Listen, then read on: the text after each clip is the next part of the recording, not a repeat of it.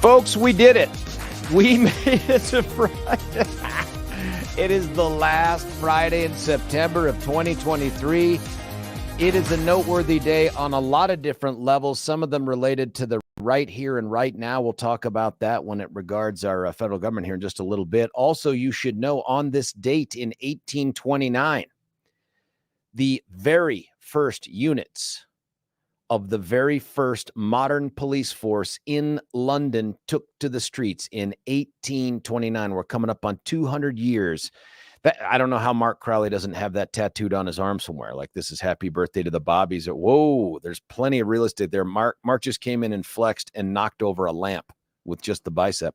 Also on this day in history, 2008, Dow Jones Industrial Average had its largest single-day point loss following the announced bankruptcies of Lehman Brothers and Washington Mutual, and shepherding in the defeat of John McCain by Barack Obama. That's my opinion. Everything changed after that thing dropped right there. Now, listen, it's a Friday. There's just so many things I want to chat about during our kind of free-for-all session here. We need to have a sponsored name for this session, Billy. I don't know what this is called. It's therapy. Well, it's like therapy. Yeah, it is. A lot like therapy. We need someone can psychiatrists and psychologists advertise on radio, because this should be like the Dr. Schmutzenfertz or whatever the name is, sponsored 25 to 39 minutes of just utter nonsense. Quick update on a couple things.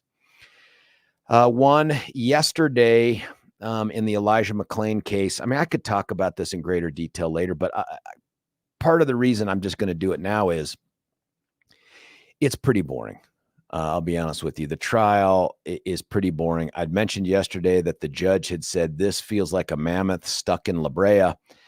And I get it. I had trouble watching yesterday for a couple of reasons. One, making some money, doing other things. I had some obligations on some Zoom calls and all this other stuff in and outside the country. Nice text suggestion, a show about nothing. That is true. That is true. We'd call it Seinfeld, but that's already been taken. And then when I did tune in, it was a total yawn fest. Like, I didn't write down a single name of a single witness because a lot of it was just background foundational stuff. And I thought to myself, the guys that are doing this case, both from the prosecution and the defense, but mostly from the prosecution, you hear from them more. Cross-examinations tend to not go as long as directs for a lot of reasons. But the guys doing the prosecution part of the case, the civil partner from Chicago and the civil partner from LA, neither of whom are licensed here in the state of Colorado, nor are they local prosecutors or ever have been. They are asking a lot of technically proficient questions. Honestly, if you look at a transcript, you'd say this is exactly what you asked. This is how you do it. It seems like it's these one-fact questions. They are alarmingly poor at redirect, but the defense doesn't seem to care. And what I mean by that is they treat redirect as some sort of defensive maneuver where you now get to lead your witness back through all of the positive information you wanted to get out of them. And that's utter garbage. That's not how it works. But here's the proof that this thing is getting boring. The court had to take up yesterday an issue raised by the defense attorneys that the jurors are sleeping through the trial. That's not good. No, But again, what you don't know is who's it not good for. Like, is it not good for the defense because they've already made up their mind? You sons of bees are good for this thing and this kind of, or is it not good for the prosecution? Like, please do something more than stand at the podium and point at the screen where the PowerPoint is. I'm just saying that, from a entertainment perspective, that if you are on stage and parts of the audience are falling asleep, maybe not doing such a good job on stage. I know I'm not a law guy, but I just my impression of someone who's been in the entertainment. It's insightful, media. Billy. It's insightful. I think there's a lot of. And my job is done here today. I'm going home now. I can't tell you that no one has ever fallen asleep when I've been up at the podium, because I just don't know. I mean, like I don't look at the jurors the whole time. I'm looking at I'm pretty sure that several of my children have fallen asleep while I was lecturing them. Disciplining them. Yes, Yeah. exactly. Are you done hitting me? Yeah, exactly. You suck at this. But I know that during openings and closings, I don't think I've ever seen anybody nod off. It's a tough thing. I think it's a testament, one, to how long the trial is. Remember, we've been in now. Yesterday marked really a week because they had Monday off. So really a week of trial if you count the opening statements. Don't count the jury selection. And it's long. They're in there for long periods of time. I think the judge's answer to the defense and the prosecution last night was, we'll make sure that they know that they can stand up if they're feeling tired. And by the way, if you're an attorney and you start to see jurors stand up, you're like, oh my God, they're so tired. They're standing up. I mean, it's got to be a bad visual cue. But he also probably needs to take more frequent breaks. I mean, that's just the bottom line. And I know that when a case is going more slowly than you thought it would, because you counted on the representations of the attorneys, because you don't know, you're the judge. You don't know how long each witness is. And I think that's another frustration for judges. This is just a weird transition. They go from being attorneys in the courtroom, having the same access to information that turns out to be wrong every single time. And then when they become judges, they're frustrated that the guys that they just were aren't smarter than they were when they were. Exactly. Like, how do you not know this? How do you not know this? It's like, well, you didn't know it a month ago when you were us, like. But you got the magic black robe. I have a robe. Yes, dang it. A robe now. I'm super smart. Yes. This robe gives me all sorts of extreme legal knowledge. When I said things that were wrong down there, I was wrong. When I say them up here, they're orders. Yes, they're right. It's the law. Yes. So I think he's got to take more frequent breaks is my guess. I'm certain he's not listening to the show. I'm just saying, I think that's got to be the case. And if you're the defense, the reason you make this record is not because you want them to stay awake. You really don't. I don't know that you really care. You're making the record so that down the road, if you have to appeal, if there isn't an acquittal, you've got one more thing to point to. And so you can say they didn't get all the information. Yeah. And the court didn't do a good job of keeping them awake. So, and it's the court's responsibility. I realize we say, hey, if you're the attorney, but it's the judge's responsibility. So my guess is you will have people on the defense side now just staring at the jurors, waiting for somebody to close their eyes for more than 2 seconds. Do you think the judge missed the fact that the jurors were asleep because he was too? He's got those glasses with the eyes on them, and he's going to put those on. The googly ones. Yes. And having listened to and watched Mark, and I met Mark 100 years ago when he was just a serious prosecutor for Adams County. He is too Johnny on the spot with the rulings and stuff like that. When people are, and you can't hear the objections. The mics aren't all turned on at the same time, which is good. You can't hear the basis for the objections or the responses, but his responses are too timely and too good for him to. I do believe, by the way, there's a significant portion of judges who get to a place in their career where they're doing solitaire or something else. Their mind has wandered. Yeah. And when someone objects, they need the response from the other side to remind them what the hell was being said. Yeah, what were we doing? Right. Because no judge wants to be like, I'm sorry, what was said right before you objected? Nobody does that. What are you objecting to? I don't understand. And they also need time to reach into their pocket and pull out the quarter they're going to flip. Yeah, you know what I mean? Like, or when they look down at their score sheet, I've granted 3 sustained objections for you. And then it's your turn. Overruled. I think that's true. Not of this guy. This guy seems like he's too good and too on the spot on this stuff and largely unflappable. Yeah. He is a stoic, passionless, which I don't mind out of a judge. I think that is wonderful. Don't mind. That is fantastic. I think that is an underrated characteristic for someone sitting on the bench. Oh my God. The idea of being passionless, I think, is fantastic. And predictable, not just in rulings, but in demeanor. There have been judges that in everybody knows them very quickly, that you can tell the day or the night they had based on how they conduct themselves on the bench. That should never, ever, never be the case. I worked with a guy in radio, and we will leave his name unmentioned at this point. It doesn't rhyme with beat poils. No, it doesn't. Okay. It doesn't. But this gentleman was bipolar, and part of what the doctor's treatment that's the B in LGBT. No. He had glasses, and there were different lens colors based on how he was feeling in working that day. So there were certain lens colors where it was a good day, other lens colors where he is a walking monster. And so you'd walk into the station and go, oh crap, He's What- wearing the bad glasses. So he chose them, or were they like mood glasses? They were chosen for him by the doctor. They were like, when you're in this headspace, etc. Oh my gosh! Use these lenses, and then when you're in this headspace, use these lenses. And so you could tell based on the color of the lenses on the glasses whether or not it was going to be a good day or if you were going to get your head torn off. What are the, what were the colors? The danger color was yellow. The one. Yeah, that was the one where it was most likely. Because Bono wears that all the time. Yeah, that was the one that was most likely to rip your head off and then shite down your throat and then remind you how good it tastes. Oh yeah, my it was an awful day. It was an horrible day. Avoid yellow. Some of the light blue ones are an okay day. There were some reddish tints that were a good day. That was a very good rose day. Colored. Yeah, kind of rose colored. That was good. Yeah, the yellow ones are the ones where you need to grab a helmet because it is going to be awful. Oh my goodness. Those are the days where you're like, oh, have you tried it to see if it has an impact on a non-bipolar guy?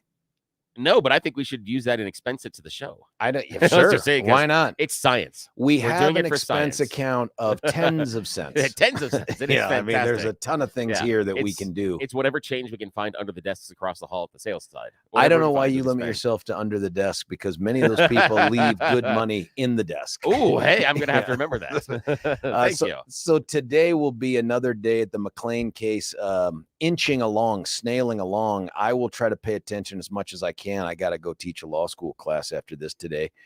But folks, it's still a fascinating case. The other one, you should bring this up in class. Oh, I will. In fact, I've been trying to get the juror questionnaire, because now that jury's been seated. That would be interesting. Yeah. I'm trying to get the court to release the juror questionnaire. That'd because the class I'm teaching right now is jury selection. It's voir dire. And I want to get it to show them, hey, this is legit. This is right now. This is how we got here to this jury. Cool. Oh, that'd be awesome. Court hasn't released it yet. I don't know why Judge Warner hasn't done it. I don't know what they're waiting for, but they haven't released the form. The other big case in the news, Suzanne Morphew, of course, they found her body in a shallow grave about 45 miles from her home. And a lot of interest in this case for a lot of reasons. An interesting shallow grave, rather than just body dumped somewhere, something else. The idea that someone, even though they took a limited amount of time, wanted to cover this up. That's interesting for me on my my lay side. You're right. It is interesting, and it's why. Is it because they want to further deter detection? Is it out of some sense of, I don't know, doing what you can to provide a little bit of dignity to the person you killed? I don't know the answer. But there was a lot of interest, still a lot of interest on that case. It'll wane here pretty quickly until something happens. I had the ability to be on Dan Abrams' show last night. It's News Nation. Hey, nice. Yeah. Well done. And that's cool. Well, it would have been a lot cooler because they were like, hey, we're going to have you on at 7:30 your time and get ready and blah, blah. So I actually even took a shower, which is, in the radio world, that's a once a week thing. I didn't need to do it then. I could have waited. So you checked off. Now does this count as your September shower or your October shower? We're on the calendar. No, I think I'm going to count this as my plus. Right? Like I went over my limit, but I'm going to count it as a bonus. That's good. I still allow myself to do one sometime next week. Okay. Maybe. Well, who knows? I'm out of town, so I don't know. I don't know what the standards are in New York. Anything could happen. From what I've seen, it's virtually anything. You can literally wet yourself and steal whatever you want. So it's just what I've seen on the with TV. Impunity. Yes. And so, the questions that were asked were, well, what now? What's going to happen next? Best guess, if I'm the DA, I have to rely upon whatever the forensic voodoo dudes come up with off the body. That's important. And my concerns about that are 3 years exposed to the elements. Yeah. I don't know what's left. You worry about what the critters got to. You worry about just normal decomposition. Now, question here. Now, this is just on a side note because of my weird brain. If you're trying to, let's say 3 years later, is it more advantageous for you as a prosecution to have a body that's been left out to the open in the elements, where you have possibly more degradation based on water, snow, wind, and not that animals, much snow, by the way? Just read an article. It's been very, very dry out there. It has been, but also animals coming in and they chew off, bones, things like that.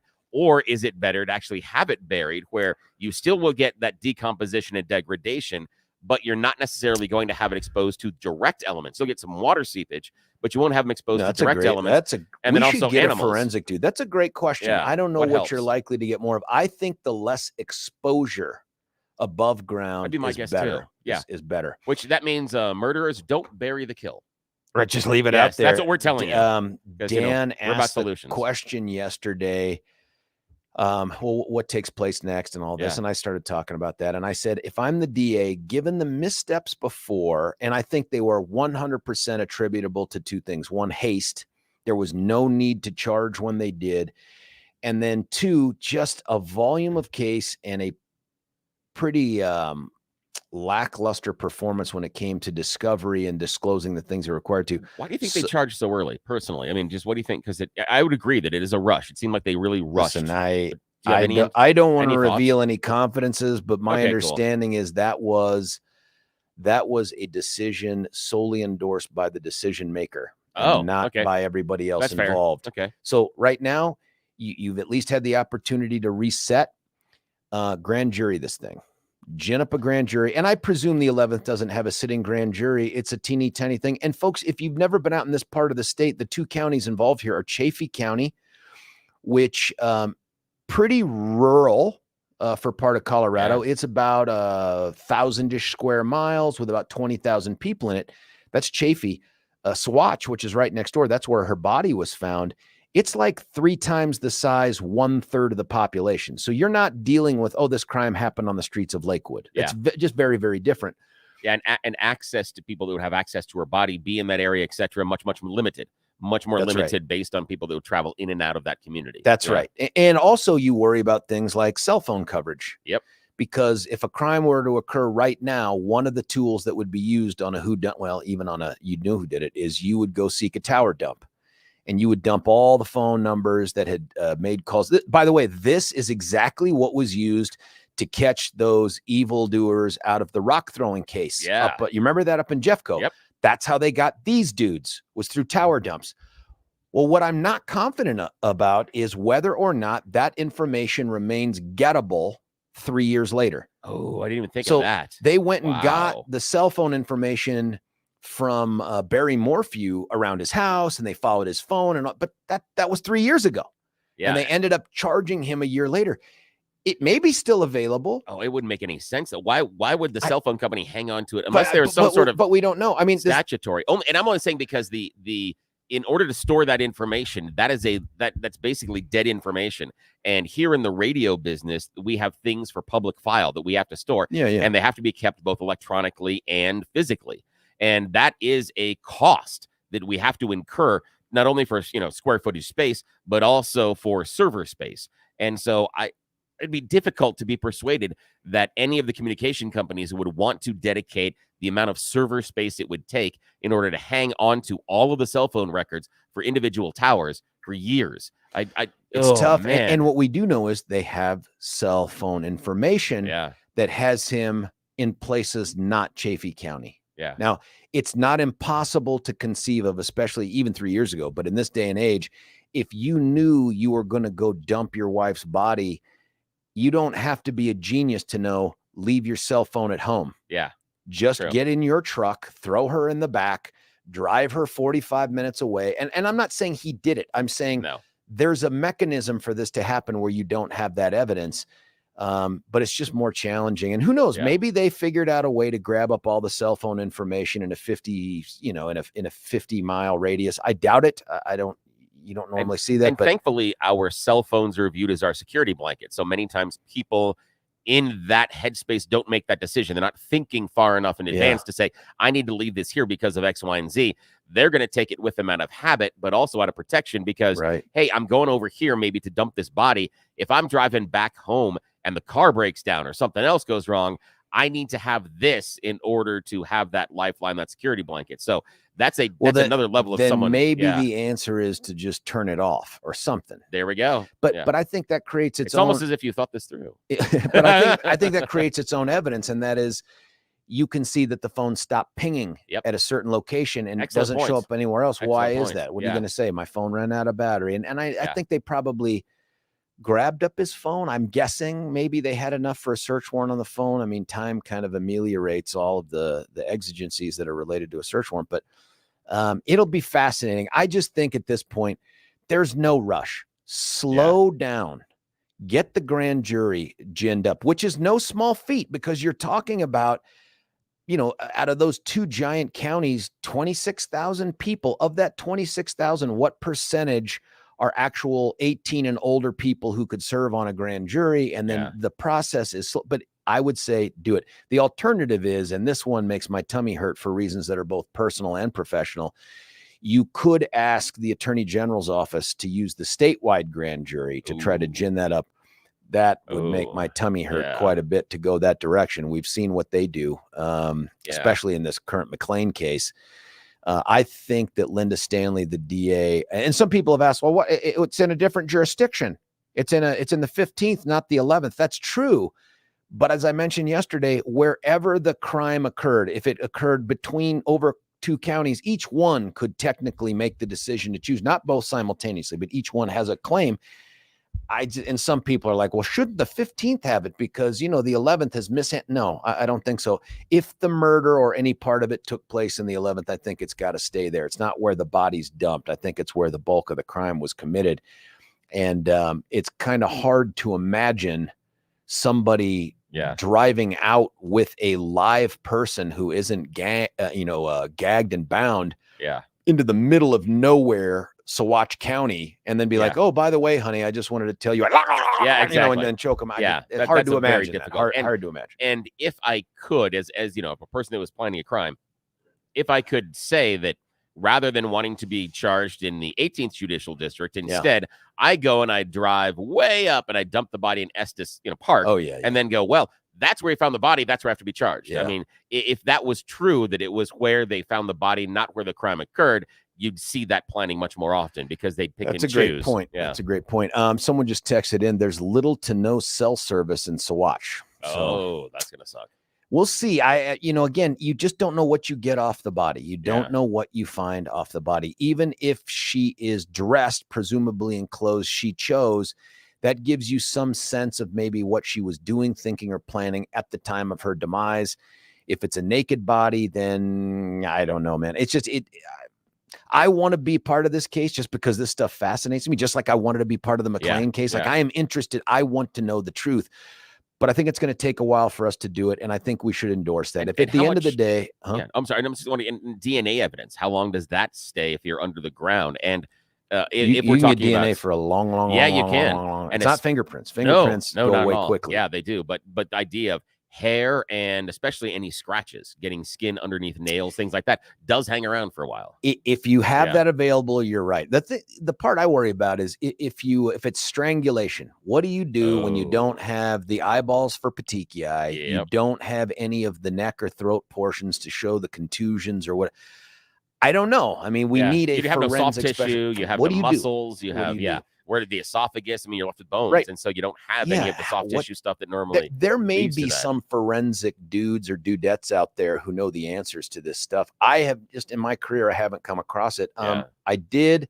Somebody from the news asked me, "Have you ever had a case like this?" It was Jeremy Hubbard from 31, and I don't think it made their clip, but I said, interestingly, yes. There was a captain in South Korea, Daegu, South Korea, who had kind of the equivalent of a mail order bride, met a Filipino woman, fell in love. He was kind of a dorky dude and fell in love, and she used him for access to America is pretty much what it is. They're in Daegu, South Korea. She takes a lover.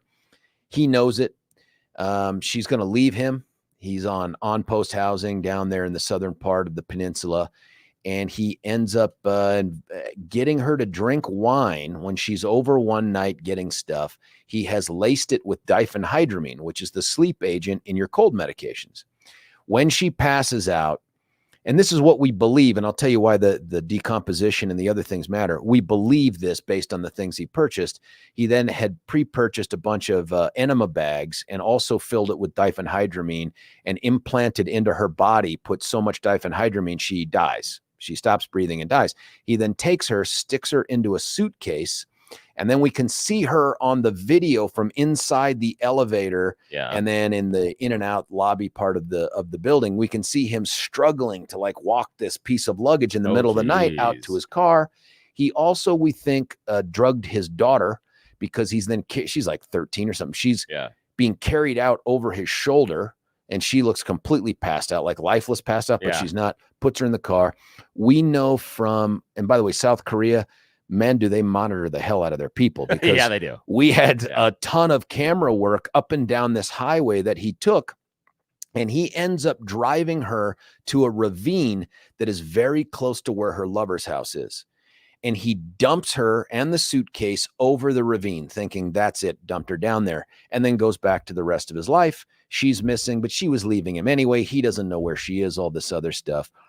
And one thing leads to another. And the MPs, who are, honestly, it's almost like Keystone Cops, man. I don't know if they know what they're doing. They're kind of bumbling around.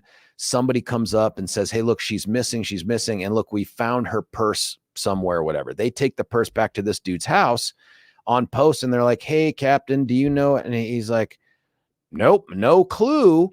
And they're like, can we look around your quarters? Yeah. And he's like, okay, because that looks innocent. Yeah. And at one point, they're in his bathroom, and they open up the cabinets under the sink, and they find a receipt.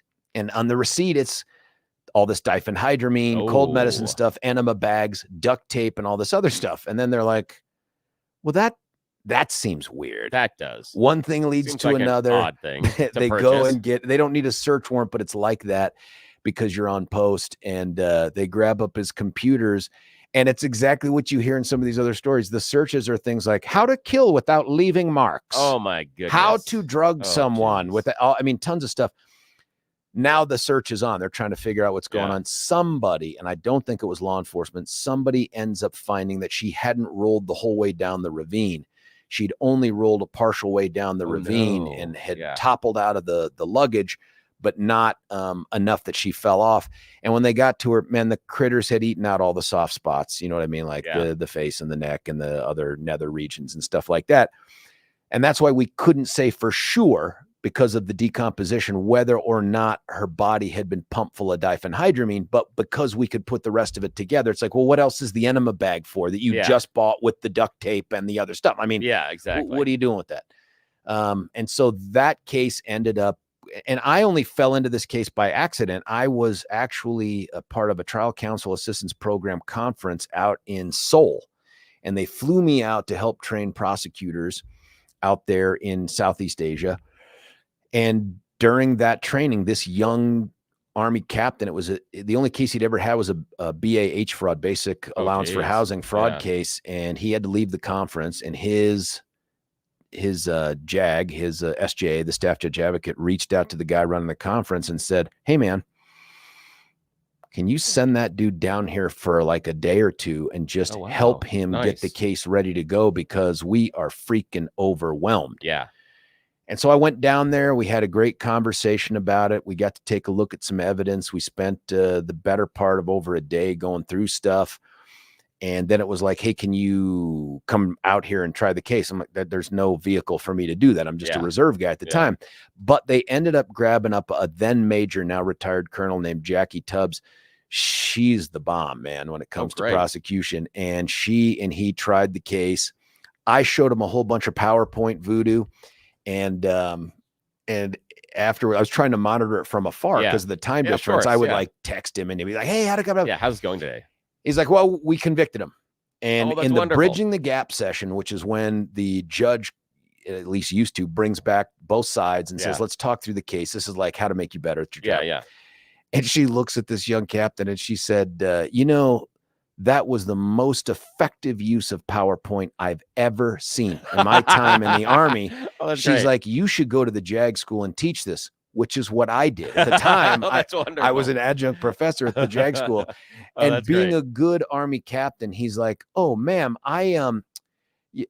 well, it's a labor of love. Exactly. It's a passion I have. I said, you were right to take full credit for it, man. Absolutely. That's what I would have done. Yes, of course you take credit for it. Of course you do. And then the experience was such that he quickly left the JAG Corps and went back to the Chem Corps, Chemical Corps. So he's like, his one huge, but it was such an incredible case. Oh, someone texted in, call Rayanne Brown. That would be super smart. She is the coroner for Douglas County. Maybe I'll text her and see if she's got thoughts. That's a super smart suggestion. Very Thank smart. you, Texter. We'll text her and see what she knows about all this stuff. But anyway, long-winded story about Morphew really cool. leading to this thing. But that has to be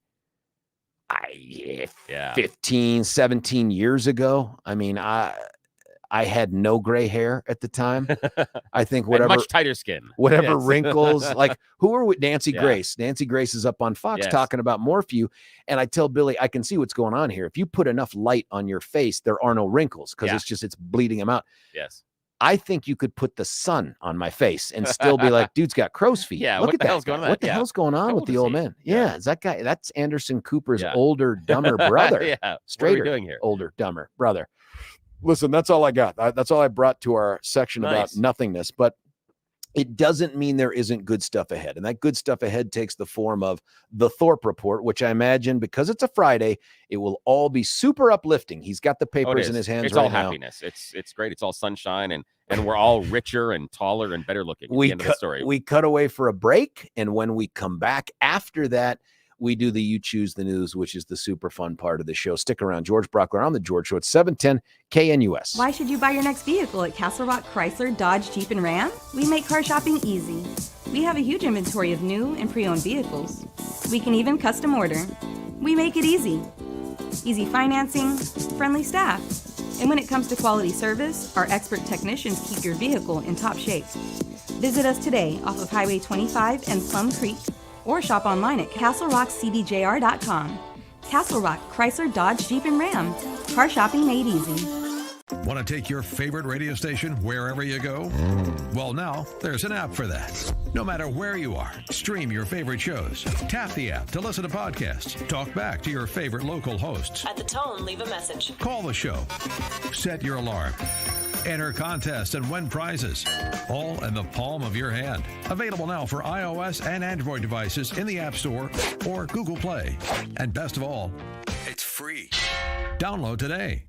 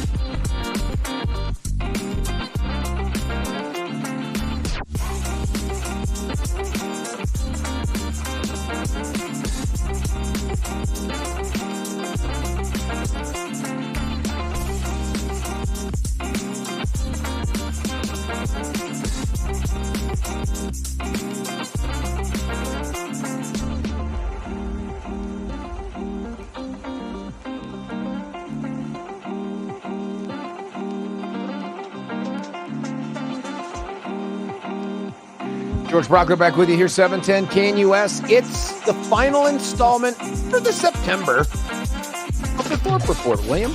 Hey, good morning, sir. And also to everybody out there, happy National Coffee Day. This is coffee that I've got in my glass here.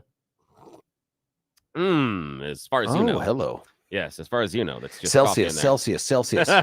Oh, we got to talk about that. George had mentioned Celsius, and now it's following me on social media. This is ridiculous. Okay. Yes, your phones are always listening. And remember, today we got a weak cold front that's brushing up against our state today.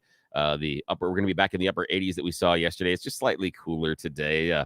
We're going to see our next system push into our region, increasing the chances for a few showers or storms, while high temperatures drop below normal for the remainder of the week. Expect highs only in the mid-60s, around 70 degrees for parts of next week. But we've got today 84, tomorrow high of 86, and then high of 84 on Sunday, and probably around low 80s on Monday.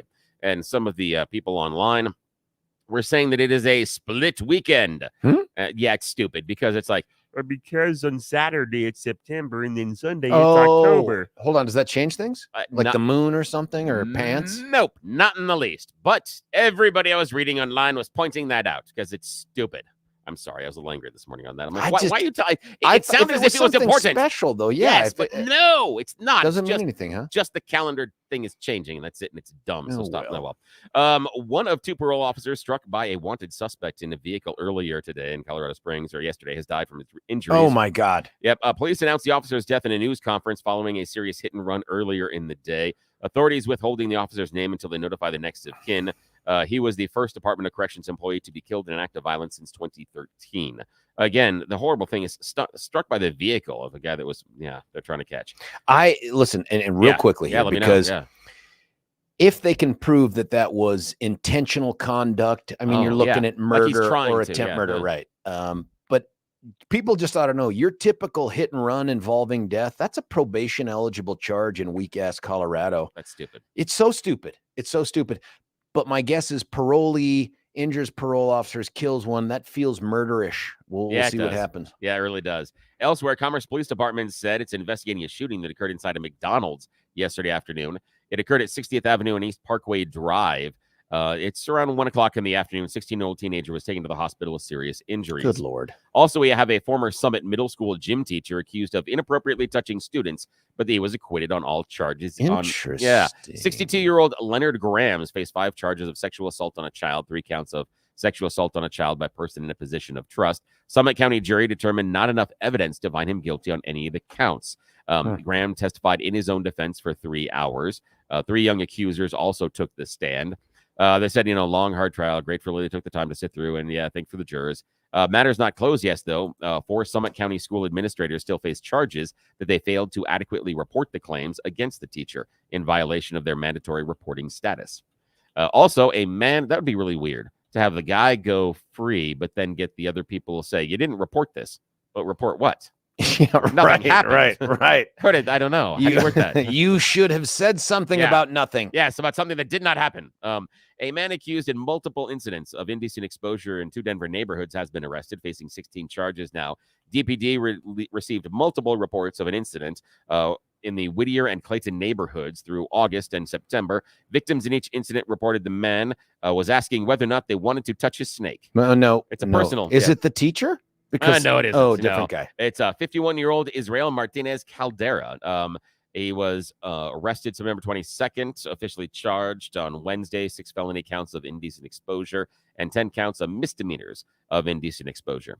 Also, Mayor Mike Johnston yesterday spoke in the afternoon about efforts to address homelessness as we are dealing with migrants from the southern border. He's facing 2 crises simultaneously, one by the regular homeless we have here, and then the surge in migrant arrivals. And that's an overlap because all those people need places to stay. So he's struggling with that one. Also, Colorado's two-way standout Travis Hunter and the Colorado State safety, whose late hit landed in the hospital, showed there no hard feelings. They went bowling yesterday. Defensive back Harry Blackburn and Hunter met up at a bowling alley, and they rolled a few frames, and that's it. Oh, my God. I think he's... So thank you for saying frames. I thought it was going to be like doobies. They basically just hung out and rubbed each other's balls. No, Billy. Well, I guess it's 6 That's what it says. Yes. I appreciate that. Yes. You know what I mean? Like I respect that. Yeah, I do too. I think that's nice. I had to do that at one point in my career as well. Rub your balls? No, well, that was most of middle school, but I digress. George's eyes just went, what? Listen, when I say Celsius, that shows up in your social media feed. What in the world is going to pop up now? It's going to be bizarre. Now, there are 2 instances where I had to go and meet somebody afterwards. Both times because I hurt the people. Yeah. One guy. Billy. Oh, I broke this one dude's ankle in 3 places. I shattered it. And was this last month? No, this would be playing college soccer. Shattered the dude's ankle. But on purpose? So had to. Well, no, it wasn't on purpose. We were both challenging for a ball. I just understood physics better. Oh. And I understood how this physics was going to work, and he didn't. And things did not go well. So I had to go I went to the hospital and said hi and sorry. And he said no hard feelings and stuff. And that was difficult. But and then I go, well, you knew that. And he looked at me and goes, what? I'm like, no, when we were approaching the ball and stuff. And I could see that never registered. He never considered any of that possibility. And I'm like, oh, buddy, that's the right thing to do. Yeah. I mean, it's just, I think it's important that you end up going. And at some point here during my life, I'd love to think that I could sit down across the table from Professor Phil and we could figure out a way to move past. Well, we've got the offer from the office is as soon as the Rockies win the World Series, he'll come on. They said, although I'm tempted to say, well, we broke a different record, 100 losses. Does that count?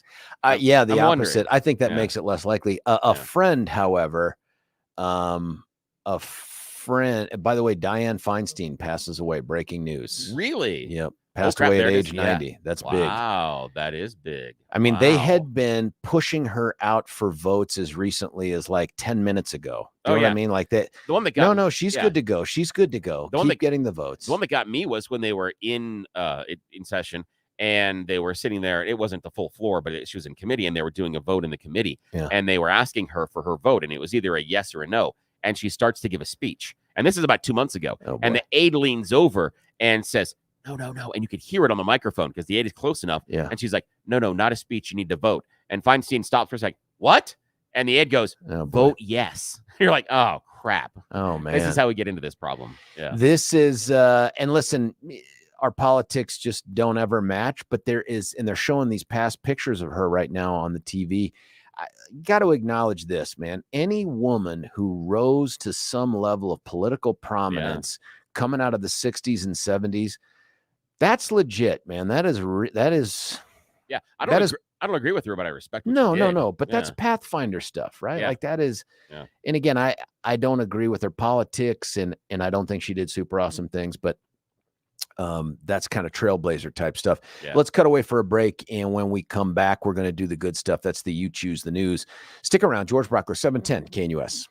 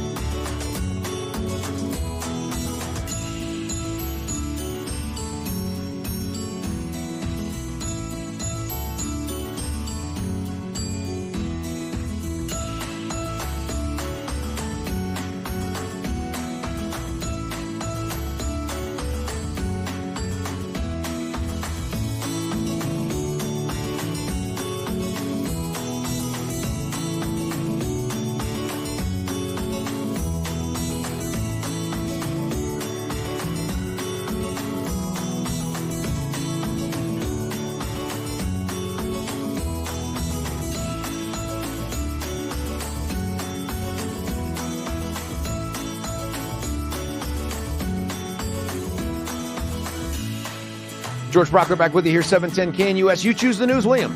Yes, sir. It is that time of the morning. Look, we got the music back. I found it. Everybody's favorite radio news game show, You Choose the News. And, of course, this means it's Friday. It is time for our special Loser Edition. Here in my hand are those stories that George did not deem worthy earlier in the week. Now they are going to get a second chance at life and glory through this edition. Loser. Yes, loser. Alrighty, sir. Here are your loser headlines. Headline number 1, school makes pointed decision that made dull students' entrepreneurial spirit. Headline number 2, probably haunted. Headline number 3, just a distraction. And headline number 4, music to help your digestion. Once again, your choices are school makes pointed decision that made dull students' entrepreneurial spirit. Well, let's go haunted. DYI, the music and digestion. Music and digestion. Well, a woman has posted on the TikToks that she made an unfortunate decision while walking with a friend recently. While out walking, she bumped into a friend she hadn't seen in quite some time.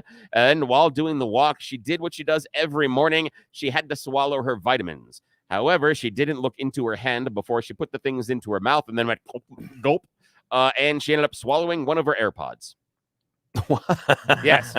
Yeah. She swallowed one of her AirPods, and she's super curious about what that is going to do to the whole digestive tract. And she's also curious that if she turns up loud enough, can she hear the music still? So, yeah. It'd be kind of interesting. I know, it would be. What would happen? And do you find yourself then on the little app in a weird way? Like, Yeah, can people exactly. track you down, find my AirPod? The thing I keep thinking of is, the AirPods are not shaped normally like the vitamins are. So when you put it in your mouth, wasn't there some sort of a clue that this is shaped a little differently? Yeah. I don't know, but I'm silly. Alrighty, a school makes pointed decision that made dull students' entrepreneurial spirit. Probably haunted or just a distraction. Probably haunted. Probably haunted. That's actually what you're going to find in Millbury, Massachusetts. At least it is truth in advertising. Right now, you can buy a historic structure. This was constructed back in 1850. It is on record with the Massachusetts Historical Commission, identifying it as significant because it is a great example of Greek Revival architecture. Now there is a coming soon for sale sign there in front of this wonderful home. And also another sign that says, probably haunted. What? Because probably. Now it's beautiful. It's got about 5,000 square feet, 3 bedrooms, 2.5 baths, and for numbers of years was used as a funeral home. So they're probably sure that some of the people there stuck around to go booga, booga, booga. So it is probably haunted. Now, the crazy thing is, back in 2001, the property sold for $100. Right now, they're asking over $500,000. Oh. Yeah, a little bit of a price increase. Haunted makes it better. Okay. Evidently, I did not know. In fact, it means I need more ghosts in my house. Dude, we have time. Yeah, one time. School makes pointed decision or just a distraction? Just a distraction. Just a distraction. Buena Park, California. Buena Park police have arrested a woman because she was trying to steal baby formula. Now, the problem is that while she was in the store, she thought, if I just try to walk out of the store with this formula, people are going to notice. I have a solution. Fire. So she lit a fire inside of the Target. So she literally lit a whole bunch of stuff on fire and then figured that while people were distracted by the flames, smoke, and water being dispersed by the fire sprinkler system, she could just walk out of the store with her baby formula. She was arrested and is now facing $500,000 in damage when she goes to trial. So, yeah, that's it. The one you missed this morning. No. Get to, is the fact that a student at Panola Way Elementary School, she is being talked to by the powers that be because she was trying to sell things at school. What were they? Pocket knives. She was found with a dozen pocket knives, and she was trying to sell them to other kids. That seems like good marketing. It does. But again, elementary schools. I don't know. Well, kids love things that cut and fire. Hey, listen, that's it for the 6 o'clock hour on this last show in September. Stick around. Nobody knows what's going to happen next. George Brauchler, 710 KNUS.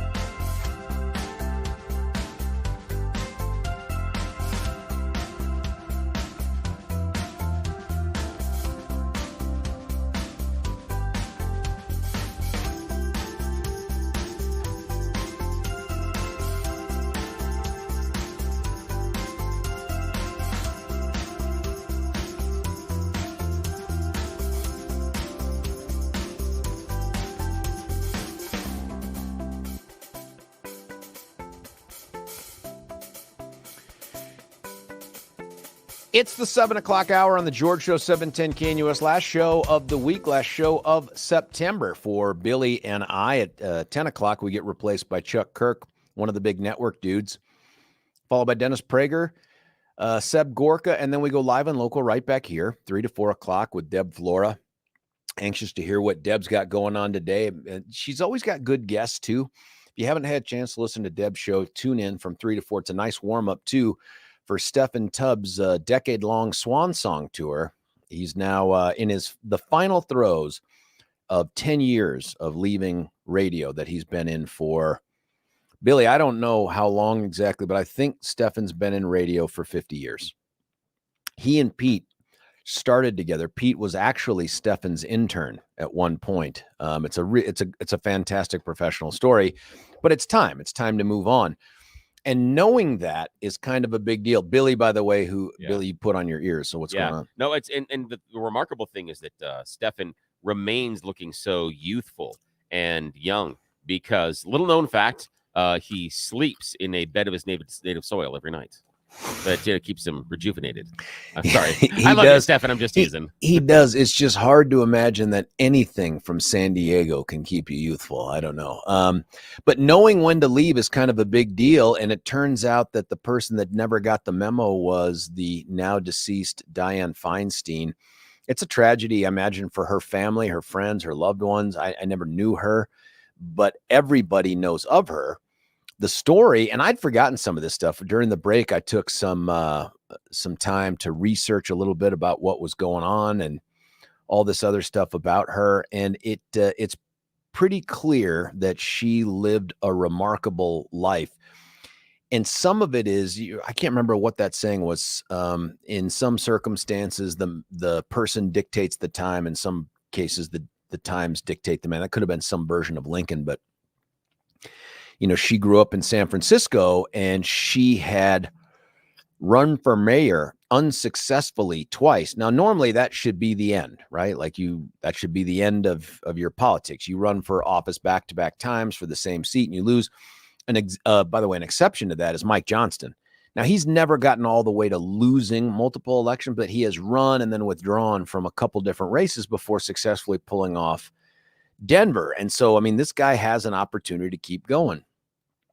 But for Dianne Feinstein out of San Francisco, and by the way, if you ever watched the movie Milk, and it was a Sean Penn movie, he plays Harvey Milk, who, as you may remember, was part of that San Francisco Board of Supervisors who ended up getting assassinated along with someone else by another former member of the supervisors board out there in San Francisco.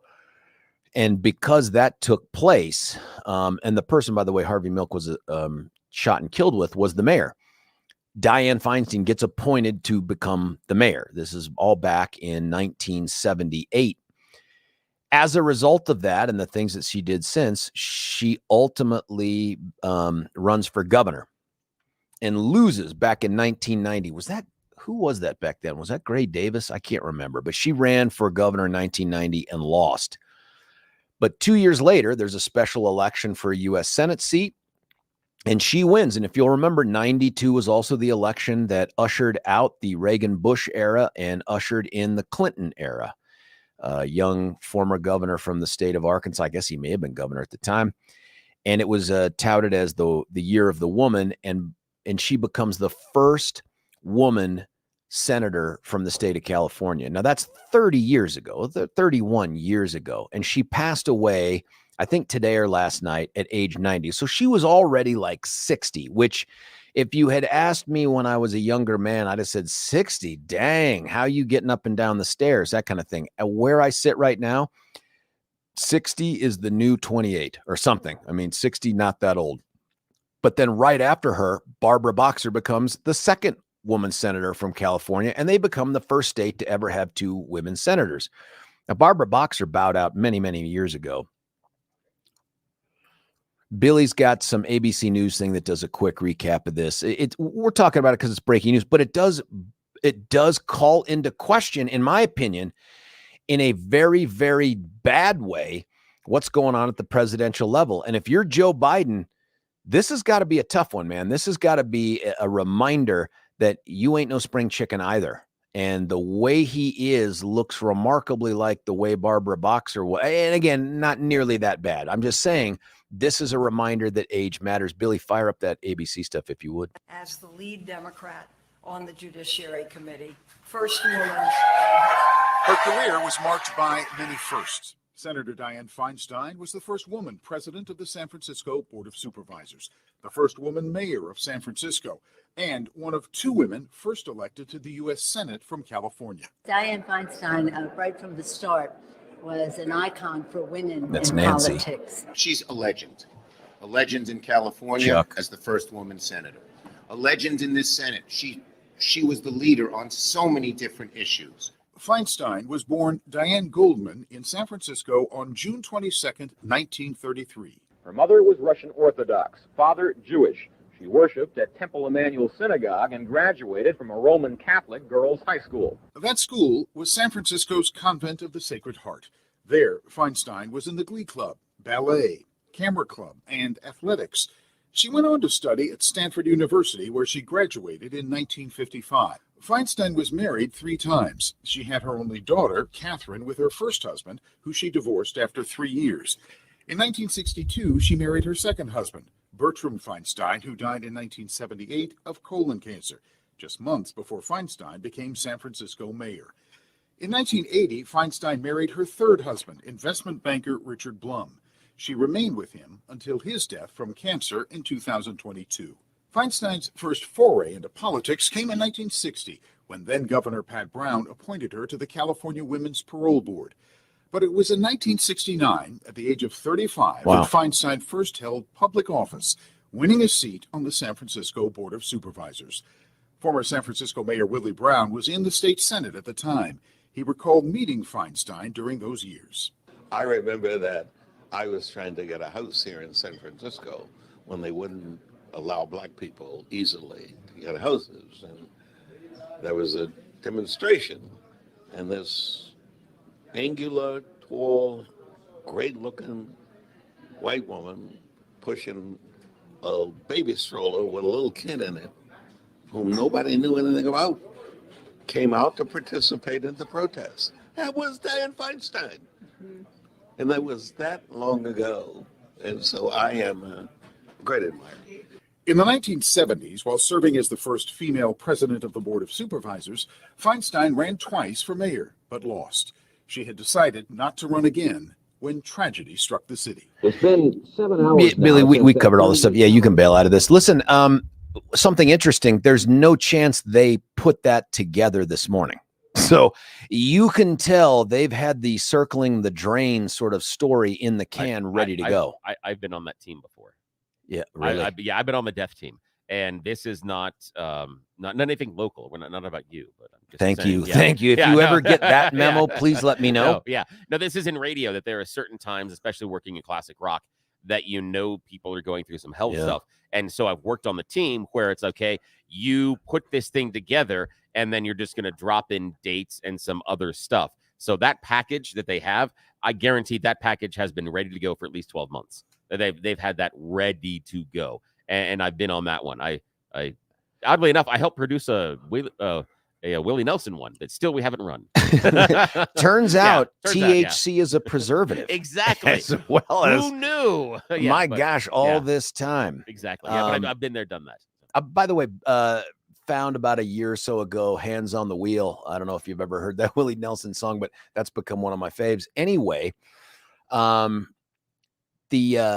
death of Dianne Feinstein, in my mind, rightfully covered. I mean, obviously a pioneer and a trailblazer, independent of her ideology and all that other stuff.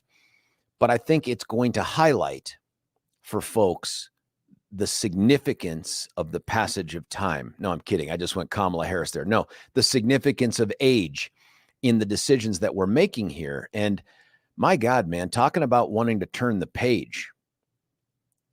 Vivek Ramaswamy, we know him as Billy Blaze here on the show.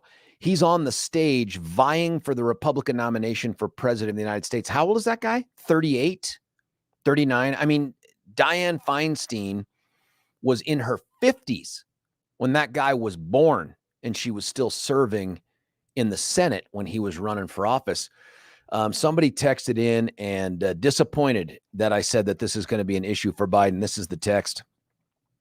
Jesus, he was in a wheelchair. That was cruel. I said, who was cruel to her? And the response was, you were cruel to Biden by comparing them. Sometimes I think you don't know what or how you're saying something.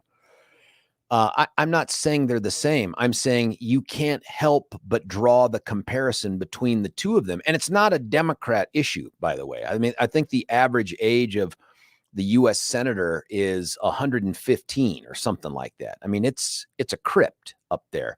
Guys like Tom Cotton and Marco Rubio reduce the average age by decades.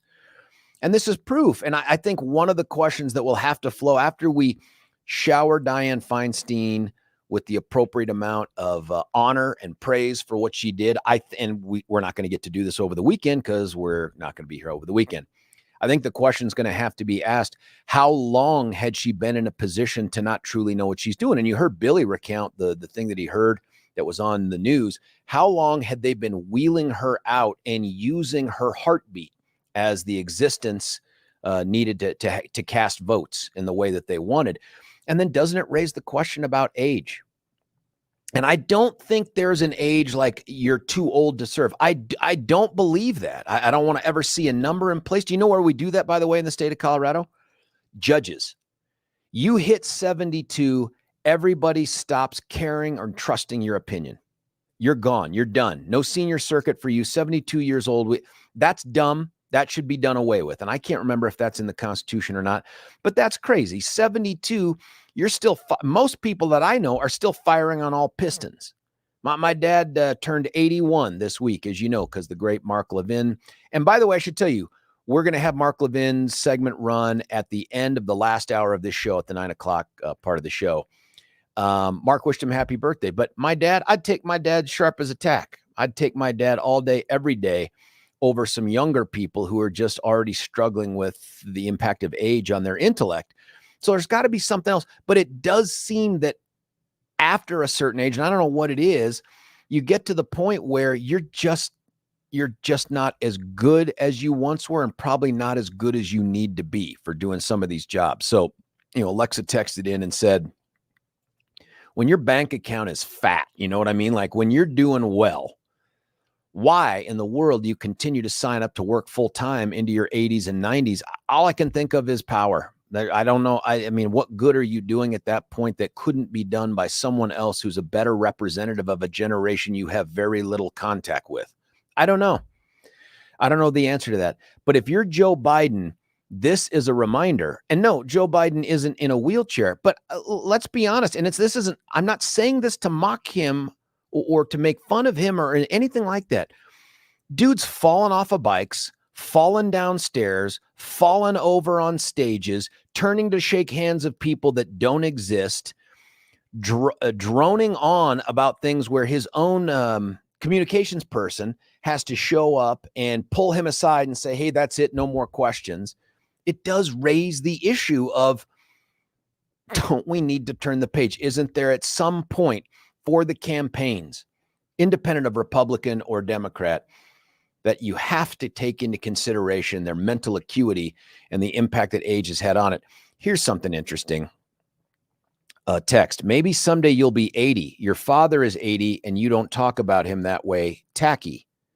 No, my dad's 81 and I just talked about him in the way that he is. The same person, negative, negative, negative. How do you talk about it in a positive way? The falling down, the falling off the bikes, the droning on, the inability to separate words. Like there are times where he pushes out an 8-word sentence, but it sounds like one word that just had a whole bunch of vowels in it. How do you talk about that in a way that isn't negative? Tell me about that, texter. And I don't talk about my dad that way because he ain't that way. If my dad suffers from anything, it's probably a foot issue and the hearing piece is becoming challenging. And I imagine that's going to befall me too. It has nothing to do with when I'm 80. It has to do with when I'm 80, will I be in a condition to be able to say my own ambition has to be secondary to the fact that I recognize I can't do this job as well as someone else. That's what's important about 80. Here's one. Well, they don't know when to give up. They become placeholders and they use them. The Democratic Party is notorious for that. They get so old they can't even function, happen to wear a pair of Depends everywhere you go when you're the president of the United States. Yes, but 2 words, Strom Thurmond. Strom Thurmond, what's that? Oh, Mitch McConnell's had his own issues. Although it looks like whatever Mitch had going on, dude's made a recovery, at least from what we've seen so far. And that dude's really wicked smart. If he begins to show signs of losing it, I think out of consistency, we would need to call him out as well. But Strom Thurmond, I think, died at age 200. I think he was part of the revolution in some way. I think he was a young man during the Civil War or something. He's just old. Let me put it in perspective. Strom Thurmond ran for president of the United States. Did you know that? And you're like, wait, no, not in my lifetime. No. Back in like 1948, as part of the Dixiecrat Party, or maybe it was 1950. He ran as a Dixiecrat. That guy served in Senate longer than a lot of people have lived. He had a kid at age like 60 something who went on, Strom Jr., who ended up becoming U.S. attorney for South Carolina. I don't know what he's done since then, but that guy was ridiculously old. And I will tell you a story. In 1990, that's 33 years ago, I was an intern in Dan Schaefer's office from the mighty 6th Congressional District. He was the very first, quick story.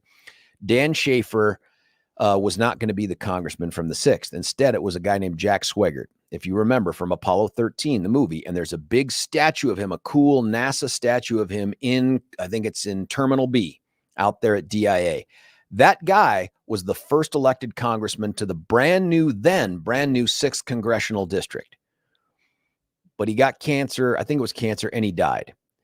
And so Dan Schaefer makes it into that seat and ends up holding it for a long time, including over the period of time that I was in high school trying to get nominated to the academies. And during that process, I got to know his staff. And I mean, they were just great people. This is really my first foray into politics. And at one point, one of the guys there, a dude named Greg Rank, played football for Central Michigan, but ended up becoming one of the dudes in Dan's local Englewood office, said, "Hey man, what do you do in the summer?" I said, "I don't know, probably go back to lifeguarding," because that's what I'd been doing. He's like, "Do you want to, intern for the congressman?" And I'm like, "Here in Englewood? No." I'm like, "I'd rather be by a pool, in Lakewood." And he said, no, not here in Washington, D.C. on the Hill. And I said, wait, don't you have to be smart or something, or, like a good student to get to do that? And he laughed and he said, no, so many people think that. He goes, "We get a lot of, hey, I'm number one in my class, resumes and stuff. Most of those end up in the circular file." He said, "No, we want people that we know their work ethic. We know them. We trust them. They think like us, all this other stuff." And I said, "Okay, great." And so, I end up getting picked to go do this thing. I go out to DC. I spend 6-7 weeks out there on the Hill after airborne school, by the way, at Fort Benning, Georgia, incredibly short hair. And I am in an elevator about halfway through the internship with Strom Thurmond. I happen to get on an elevator that he's on somewhere if you've ever been out there on the Hill, that ridiculous underground complex with the trams, and it takes you from one building to that building.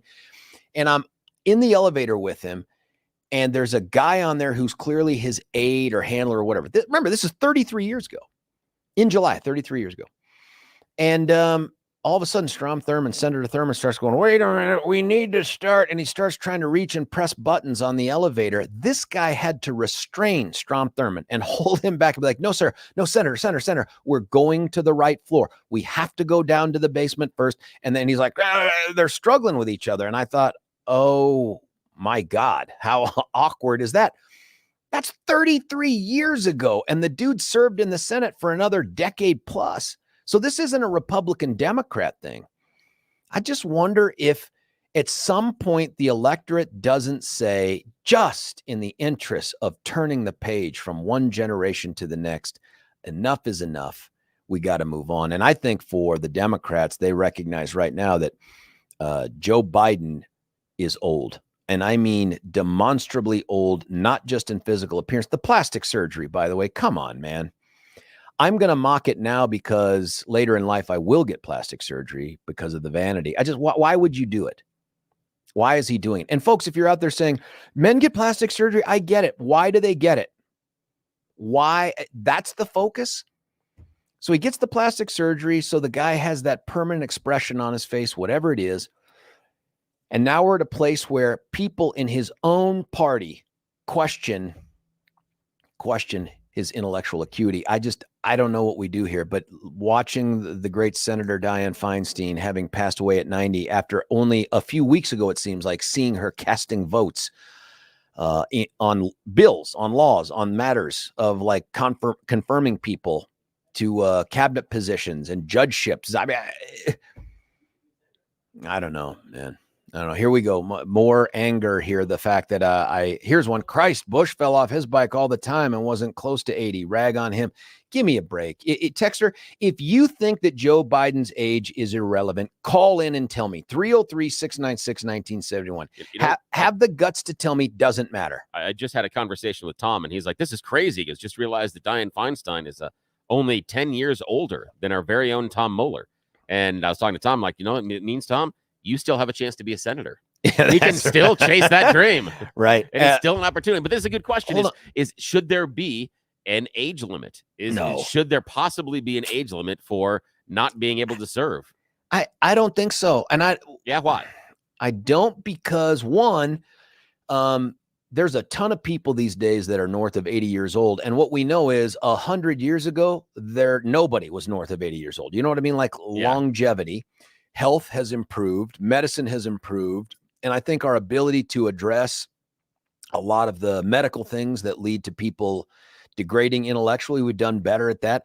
I think, like, I'm just looking at my dad or Tom, for God's sake. If Tom, I'm doing simple math here. Tom's 80, right? If Tom Sharp is attacked, man, guy has a great sense of humor. I watched him at that thing that we did for him down there with that little lunch with his wife and stuff like that. And dude's firing on all pistons. So what age do you pick? And then who are you excluding when you do that? I would much rather see us just debate the issue and have people say, okay, it's time for me to step aside. We need to put pressure on people to do the right thing. Yeah. The thing for me that I kind of come back on is, how do I put this? Okay.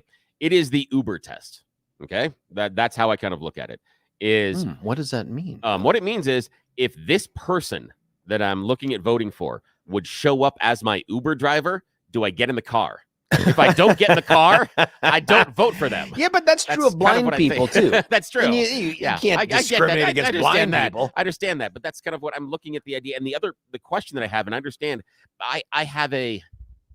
I'm more okay with the idea of just blanket term limits than an age restriction, saying after this age you have to leave. Yeah. But there's part of me that thinks, or not thinks, could be persuaded that once you get to a certain age, and this would be, the Feinstein, Biden, Trump, McConnell, that realm, are you removed enough from what the average person's life is? Are you removed enough from the average life experience that your wisdom and what you've gathered isn't necessarily relevant? And the example of this, I would say, would be people that are the north of 70, probably, and I'm not saying universally, I don't know this for certain, but is my impression, have this idea that if you go to school and you work hard and you have a job, you should be able to pay for your school. That the idea of you have these huge student debts, that's silly, because I had the ability when I was in school to do this. So you're making a bad choice because you've amassed these debts. Yeah. The idea of the reason you can't buy a house because you're in your mid 30s is because you're not working hard enough, not because the economy and how things are priced and how we're paying people has changed. Not that it's different. And so that's what I worry about, is they are so removed from what they are governing. They don't have a rational basis. And the other one I put is technology.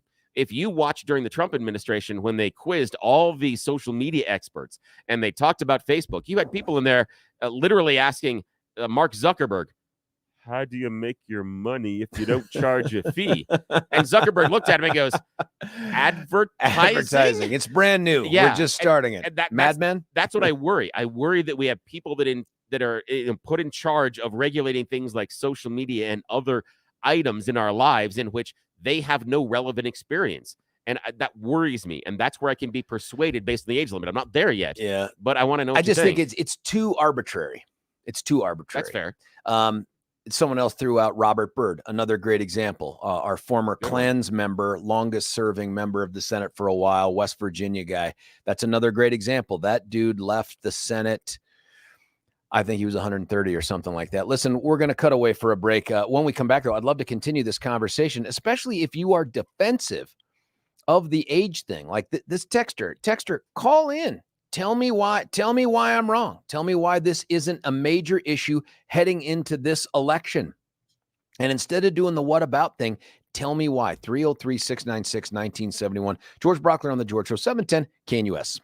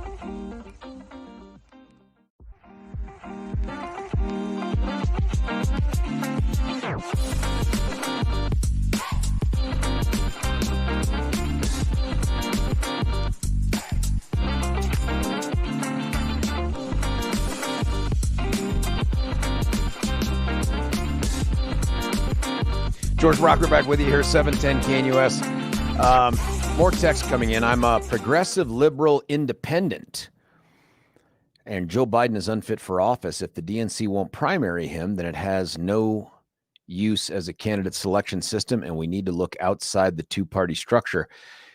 A lot of people say that. It's not going to matter. In this current environment, there's just no chance a third-party candidate can do anything other than spoil one of the other parties. That's it. There's just, I know there's this no labels party, and they're going to do this, that they're not going to do anything. My guess is they can't elect anybody anywhere ever.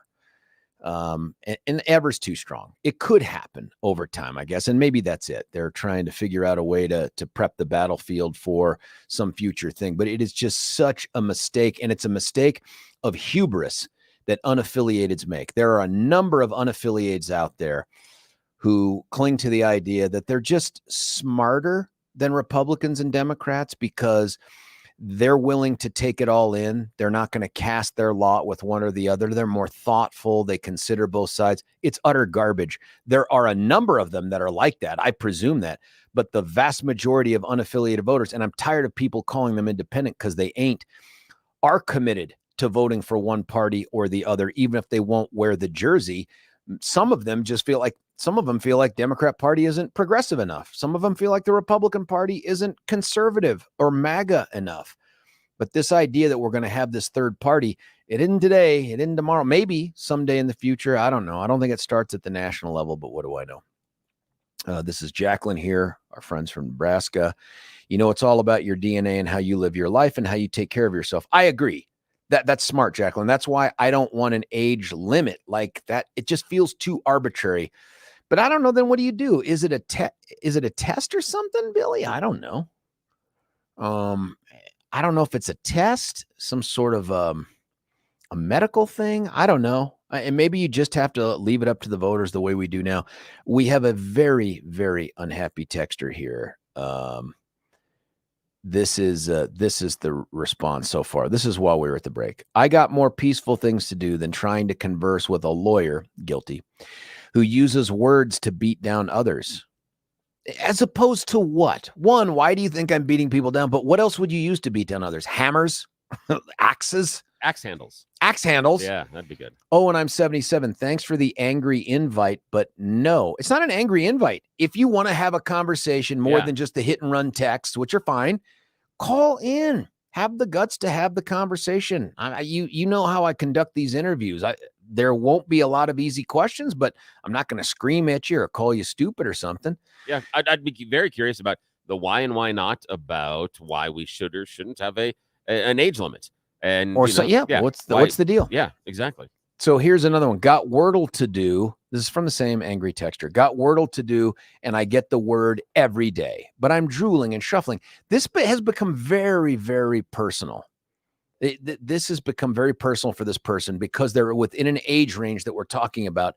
They think that this conversation is about them, not about Biden, not about Feinstein, not about the broader picture, not even, it's just about them. I get it. So I said, you should run for office. They said exactly what I expected. What a jerk. Nice. And then it says, you've met all of us, all caps, which I think is screaming. Independence.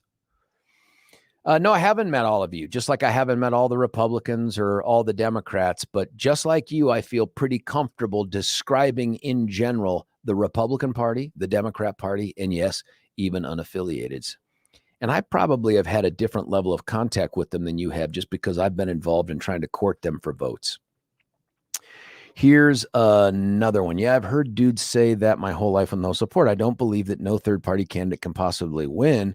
I believe that people maintain the status quo out of fear and it produces bad results. I'll be honest, I don't think it's fear. I think it's infrastructure, it's history, it's habit. I'm not sure it's fear. But there just isn't an infrastructure for an unaffiliated party. And this idea that unaffiliateds will all coalesce around a candidate is just crack smoke crazy. What was that, B?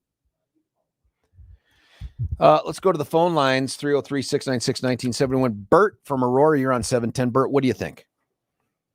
Well, I'm thinking that we have some political elder abuse going on with the death of Dianne Feinstein today. Yeah.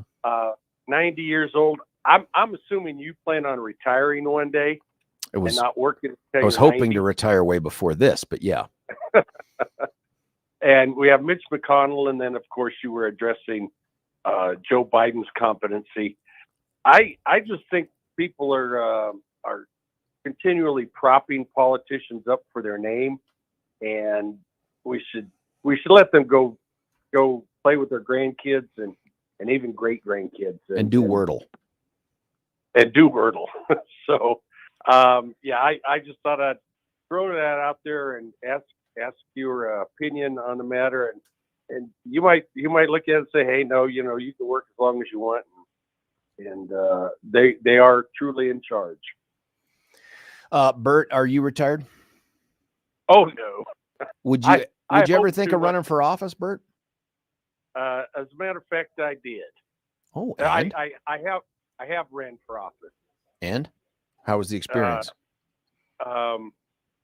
Well, that's another component. Knocked on a lot of doors and shook a lot of hands and gave a lot of speeches. And I'm just trying to figure out how I would do that at 80, 90 years old. I agree with you, Bert. I agree with you. I think my dad would make a wonderful elected person. I wish he had done it, but I don't want to see him do it. I just think the wear and tear on life and the quality of life, it's not better when you're serving publicly. Bert, thanks for the phone call, man. I got to cut away for a break, and then we got to come right back. Special edition of Alpine Planning with more than one of them, which I think is magical. Stick around. George Brauchler, 710 KNUS.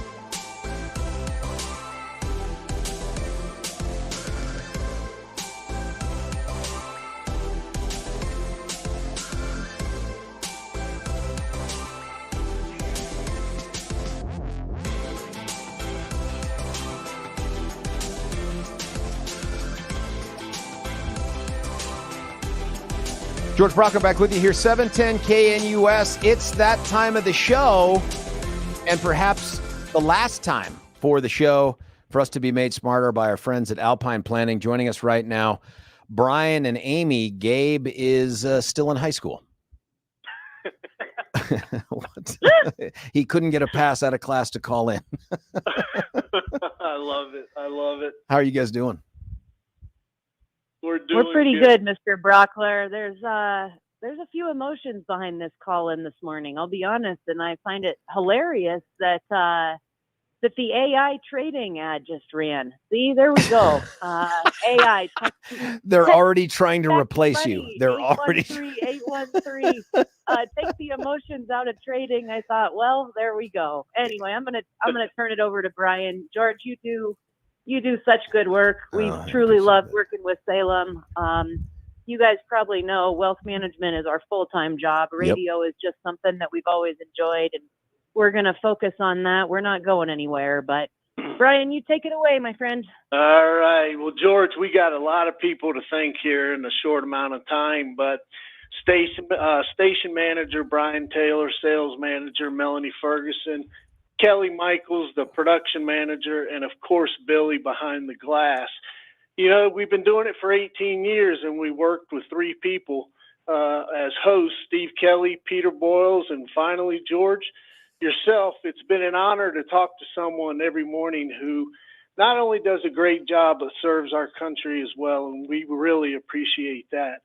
To the great listeners that we get to talk to on a daily basis, and remember one thing, it's been a hell of a ride. We aren't going anywhere. We're just taking a break after 18 years. So if you want that second opinion, by all means, feel free to give us a call. Buddy, 18 years is a long time. Billy asked me off air as you were going through that list, the greats, Steve Kelly, Pete Boyles, and me, to describe why am I your favorite? No, I'm kidding. It wasn't. I actually got an answer for that. Oh, well, I'd love to hear it, I think. Get ready with the dump button, Billy. Get ready. Go ahead. No, you're a good man. We've really enjoyed it. Like I said, the 18 years went by fast, but it's been great. Well, listen, I love having you guys on, and you know we used to do it on a daily basis, and then you guys just got so successful and so busy. But in private lives as well, it turns out people have kids and stuff. I think it's crazy that Amy's children are about the same size as Gabe, same age as Gabe. That's weird. No, I'm kidding. There's all of that. I love talking with you guys on and off the air. And I think it's been, for me too, this is an opportunity. You probably know both Amy and Brian. I've tried to stump you with my questions, not to do that, but just things that I see in the news. I'm like, hey, riddle me this, Amy Duncan. And you're like, off air, I think you're like, what in the hell are you doing? You know, but I love the fact that you guys came prepared all the time. You had the ability to shift on the fly, answer questions. It made me smarter. Amy, I'll let you answer that one. No, and this, this is your show, sir, but, investing and retirement are real things, very serious things. I know we have fun with it on the radio and we make light of it, but we've done our best to try to steer people the right way and hold their emotions in check or whatever it might be. But you do a great job on air, George. And Brian, I'm going to sign off and let you gentlemen close it out. Everyone that's listening, have a super duper weekend, yourself included, Mr. Brauchler. Yeah, Amy, love you. Thank you. Thank you. Brian, my understanding is this segment of the show will be taken over and called Why Seattle Sports Sucks, and we'll be having Gabe on. Is that true? That sounds perfect to me. Yeah, he's a big Seattle fan, as everybody knows, since he grew up there. But Gabe's done a great job. When we asked him to be part of Alpine Planning Group and jump on the radio, he jumped in with both feet, and he's kind of just a natural at it. So it's three good people there. It's an end of an era. I mean, Brian, Amy, and Gabe do such great work. And I mean, my sense is that even listeners are like, right now, they're like, what are you talking about? What are you talking about? And, you know, I don't know what to say other than it's been a wonderful ride for me. I've loved getting to talk with you guys on the radio. I know this won't be the end of our contact, but I've loved doing that. Brian, even though we didn't do any real talking about the markets, I think I'm obligated to do the read here. Alpine Planning Group is a comprehensive financial planning firm committed to improving your long-term financial success, whether they're on this show or not. Investing, it's a matter of trust, and they're prepared to earn yours every single day, every single call. Call them today, 303-843-0918, 303-843-0918. Brian, I love you, man. Thank you. Hey, George, we appreciate it. We appreciate everything that Salem has done for us and, everything you do for serving our country, and look forward to seeing you down the road, buddy. See you, buddy. I'm going to go take a break, get a little bit of a Kleenex, wipe some stuff off, and then we'll come back and tackle these texts and you, 710 KNUS.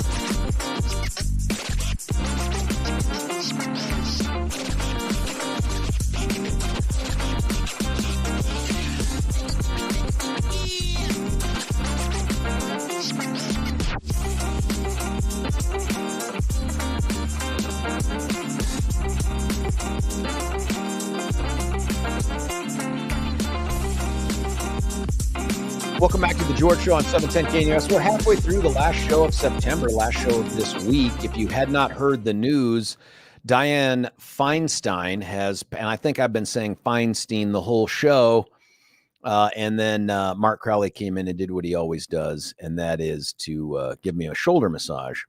No, I'm kidding. He corrected me. It's Feinstein, has passed away at the age of 90. She's the longest serving U.S. senator from California ever. First woman senator from California ever. Had first been elected in a special election back in 1992 and has served uninterrupted for 31 years. The conversations that we've been having, one, and again, we could just do the whole, hey, Dianne Feinstein was great, and she did, and that's all that's true. And there's a lot of that going on right now. CNN, MSNBC, Fox, all that stuff. I don't want to take anything away from the trailblazing that she did. There was very little, I think, politically that we had any agreement on, but I don't know that that means anything when it comes to recognizing the importance that a person played in history. And she did play an important role in history.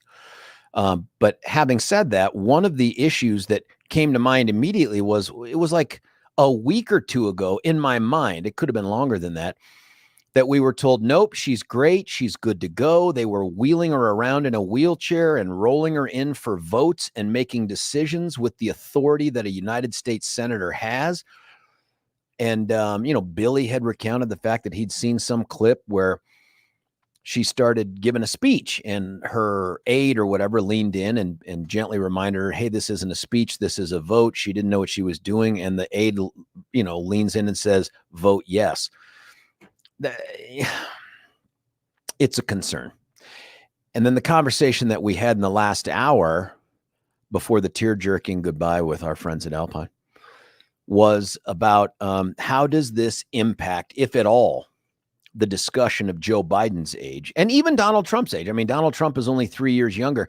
They said Joe Biden is 80. It's just, I find it hard to believe because my dad's 81 and I would pick my dad in Trivial Pursuit all day long over Joe Biden, all day, every day.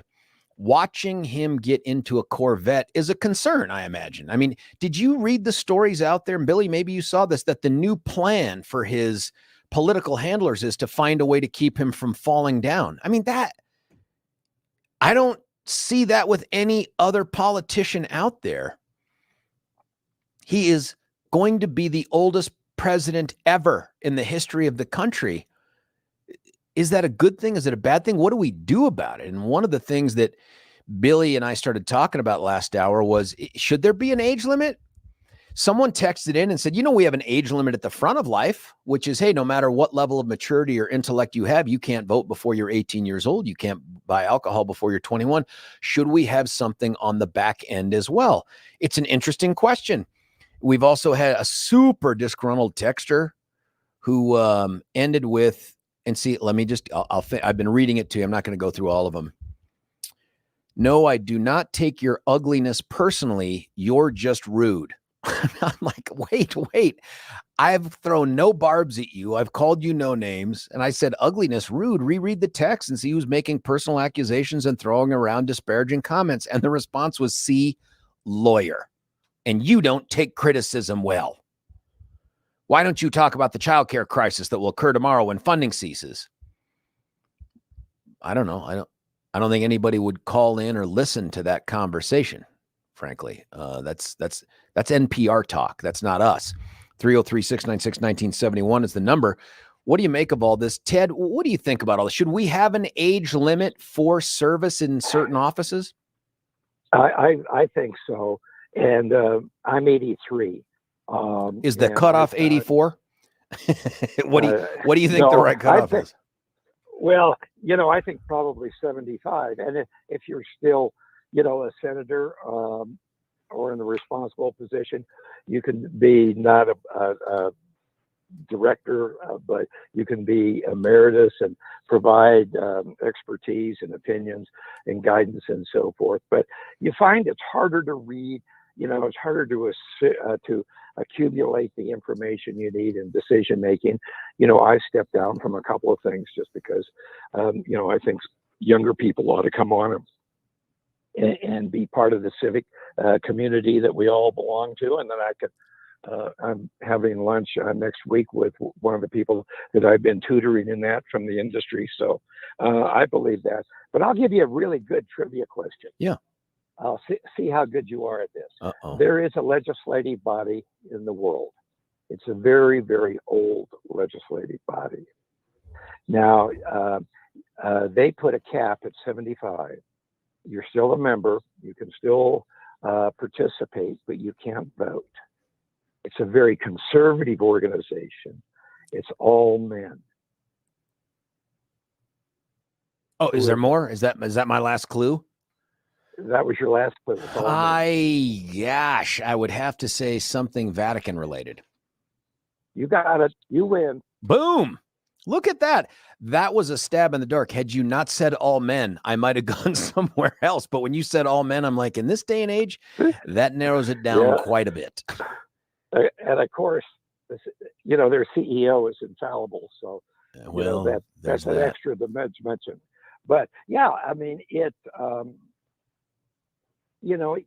I think it's because you just mentioned Diane and her vote.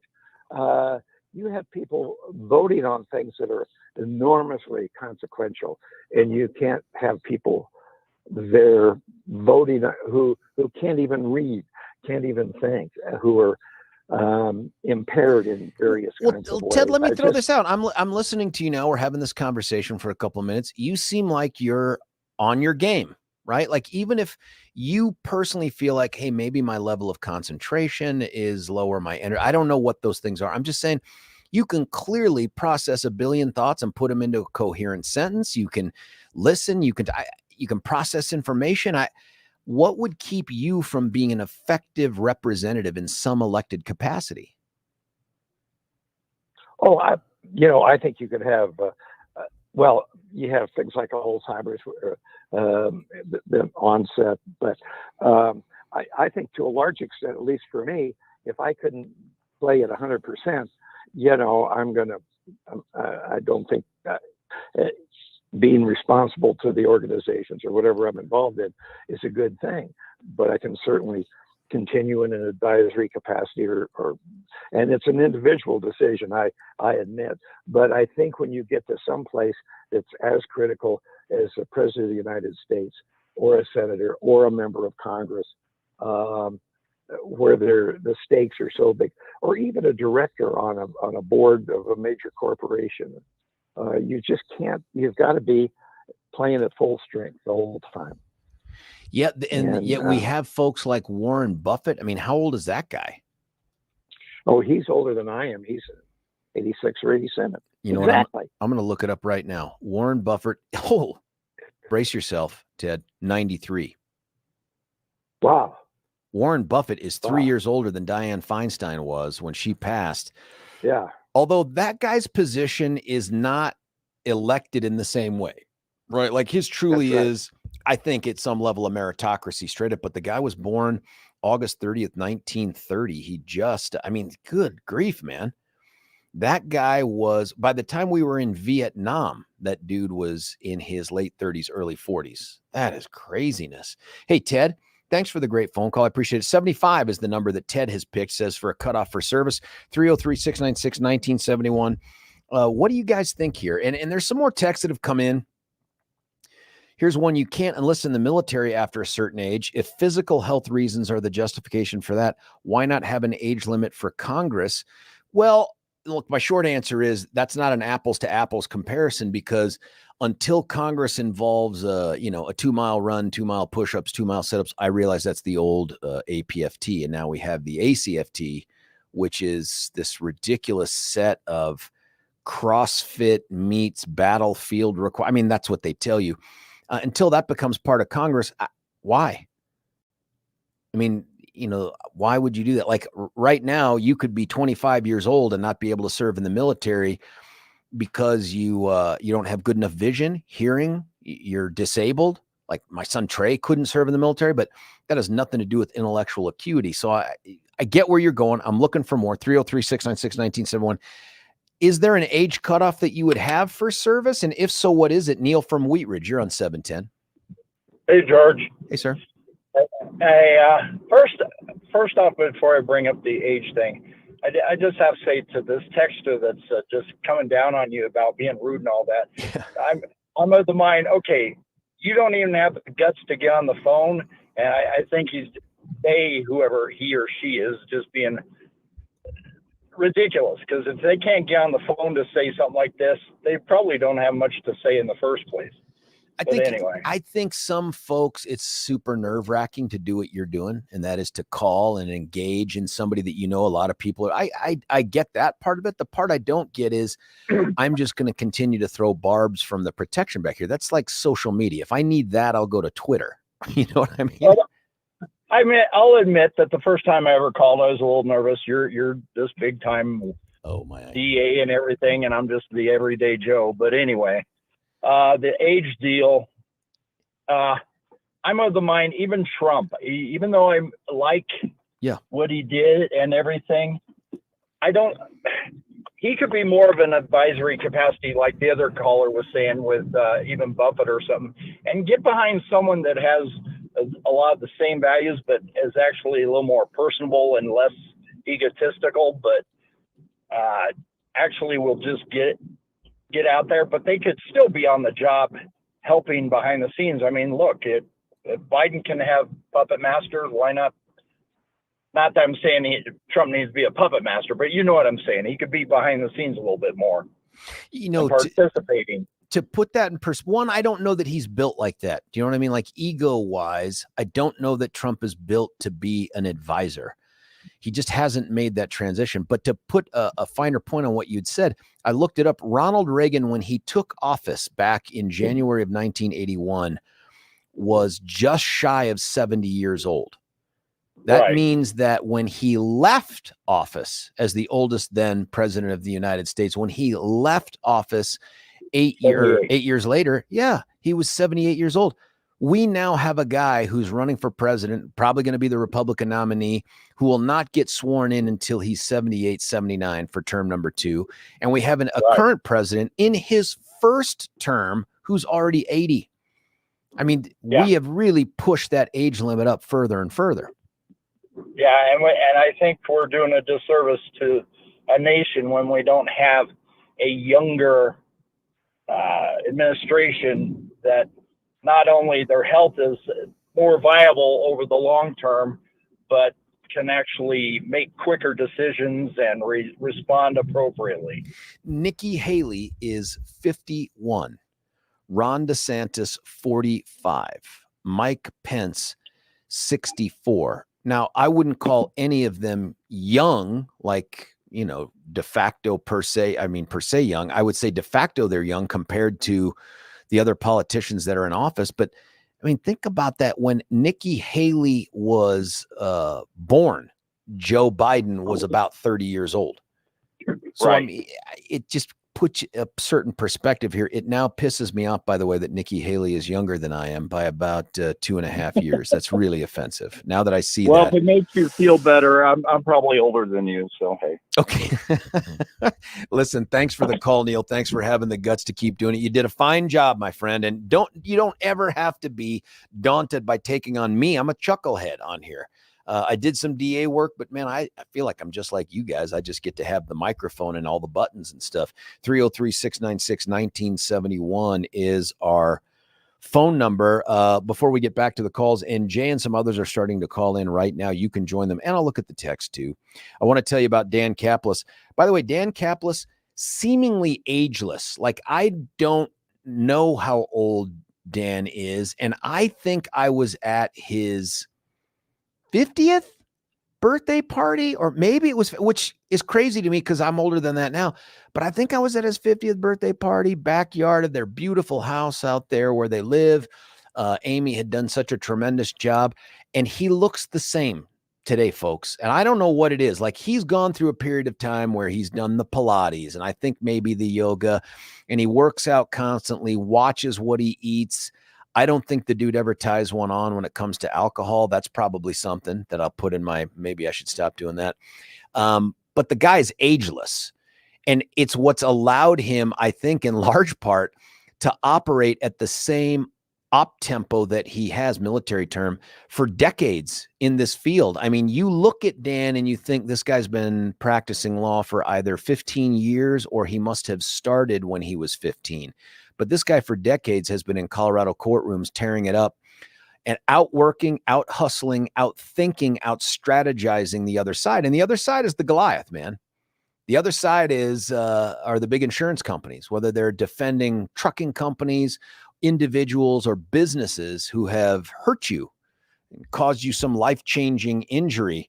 That's who Dan takes on and outworks. And he and Bobber is definitely younger, no doubt. But I'm looking back in my mind. I did Bobber's first trial with him 2006. Could it have been 2006? That's crazy because that's 17 years ago. Impossible to imagine. But there it is. They've been doing this thing forever. Give them a call. If you're looking for someone who's going to fight for you and has the know-how, the stamina, the guts, it's Kaplis. So give them a call. It's 303-770-5551, 303-770-5551, or you can call them or you can look them up at dankaplislaw.com. That's Kaplis, Kaplis law.com. I say start at the website. I always feel that way about all the folks that we end up talking about. But give them the call. Take that extra step. That's the deal maker right there, is when you have that conversation. Dan Kaplis. Look, let's get right back to the phone lines with Jay. Jay, you're on 710 KNUS. Jay, what do you think? Well, I think I'm pretty upset because I'm about 6 years from people forcing me to retire. I couldn't be the head of a CEO of a company that's official from the Securities and Exchange Is that true? Then, yes. Wait a minute. Say that again. Tell us what that rule is, because I don't know 5 years old as a CEO, they want you to retire. Well, what happened? Public company, not private. Okay, so that explains Warren Buffett. So hold on. If you're 65, going to become 66, is there a rule/law that says you can't? That's the Securities and Exchange requirement. Now you can do emeritus or you can be an advisor. And then I have a good friend that I started flying with out of Centennial Airport at 15 years old. Now he's top of his game. He flies a 787 Dreamliner, and he may have to retire before he becomes chief pilot of that airline, which is very upsetting to me because he started putting bags in the base of Texas International Aircraft in 1978. He's a great pilot, and he does not need to retire. You know, but Jay, that's what the law says. you've hit upon another one, and that is we have this arbitrary age limit through the FAA. What is it? It's something low, because I have buddies who are like, I think I'm going to have to retire soon, and the guy's 65. That's horrible, isn't it? Should be That's 72. garbage, especially I with the know. state of affairs with flying these days. Like the stories I've heard from friends of mine who are pilots and talk about how they've had to lower the standards for who they bring on to fly these people carriers. I'd much rather have someone who is 67, 68, 70 years old who's still on their game than the brand newbie who's like, I can't wait to land it for the first time. Well, especially in a blinding snowstorm with a crosswind. Let me tell you, this guy is good. He actually flew on September 11th out of Newark, and his aircraft was not boarded by the terrorists because he didn't have enough fuel on his plane. He was just going to Toronto, and I'll tell you about it. So they some picked a other time. different one. It's just, yeah, they did. Well, Jay, what do you do then? What's the answer to this? Fight. You look I at think you fight Feinstein. it. Well, but you look at Feinstein. She fought it, right? I mean, and I don't know. I think for a long time, the conversations people were having where you can see she's not all there. She's not the same. And yet she's still being wheeled into the Senate voting. You look at Joe Biden, and while I don't think he's anywhere near that particular shape, he's very close to the zip code, at least in terms of appearance, right? And I'm not going to say just because you fall down doesn't mean you're fit to serve, Gerald Ford, but he's got some other things going on.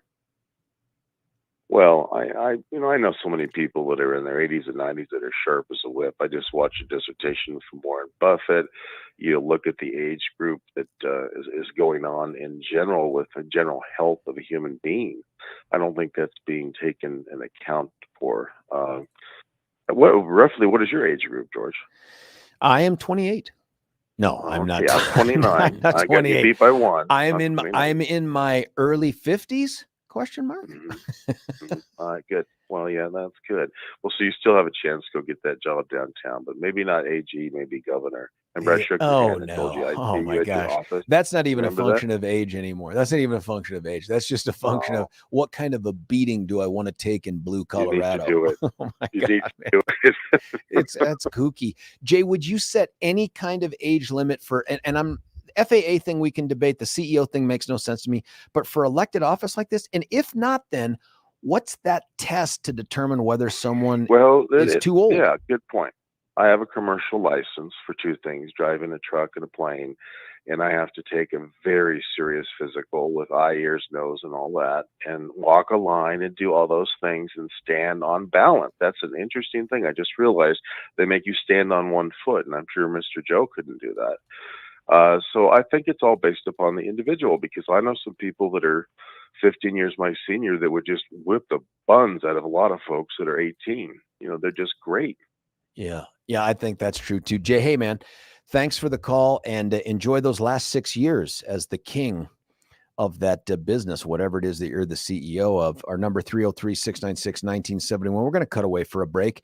When we come back, lots of texts here. We'll also take your calls. 303-696-1971. Should there be an age limit? And then I want to talk with you too about this other thing. Billy's got some sound for us. So now what's next? What's next coming out of California? George Brauchler, 710 KNUS.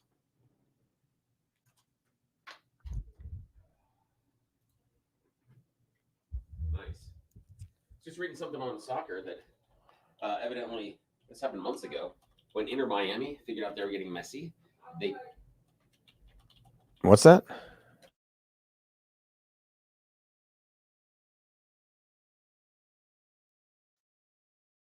Did you say hot mic?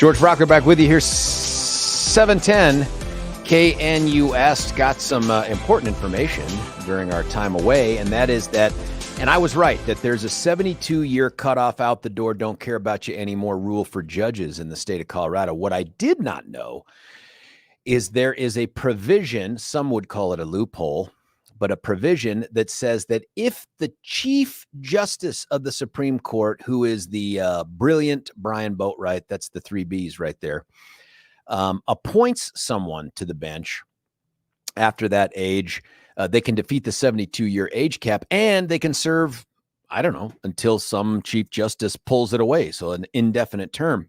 I just don't know how many there are like that, but I didn't know that rule existed. That's kind of interesting. 303-696-1971. One of the texts, Alexa, did you say hot mic? Yes, I did, because what happened is Dimwit, that's the guy you're listening to right now, left the mic on after the break, and Mark Crowley, who monitors the whole system, even when we're not on the air, is yelling down the hall, hot mic, hot mic. So I turned it back on to say hot mic. And of course, what hot mic means is the guy in the office whose name Mike, who really is quite attractive, has walked by. No, it means that I left it on during the break. So that's what that is. Here's one, our buddy Joan. Let's see here. Last night, I was at a showing of A Climate Conversation. This is a documentary that challenges climate change. And there were a few leftists in the room.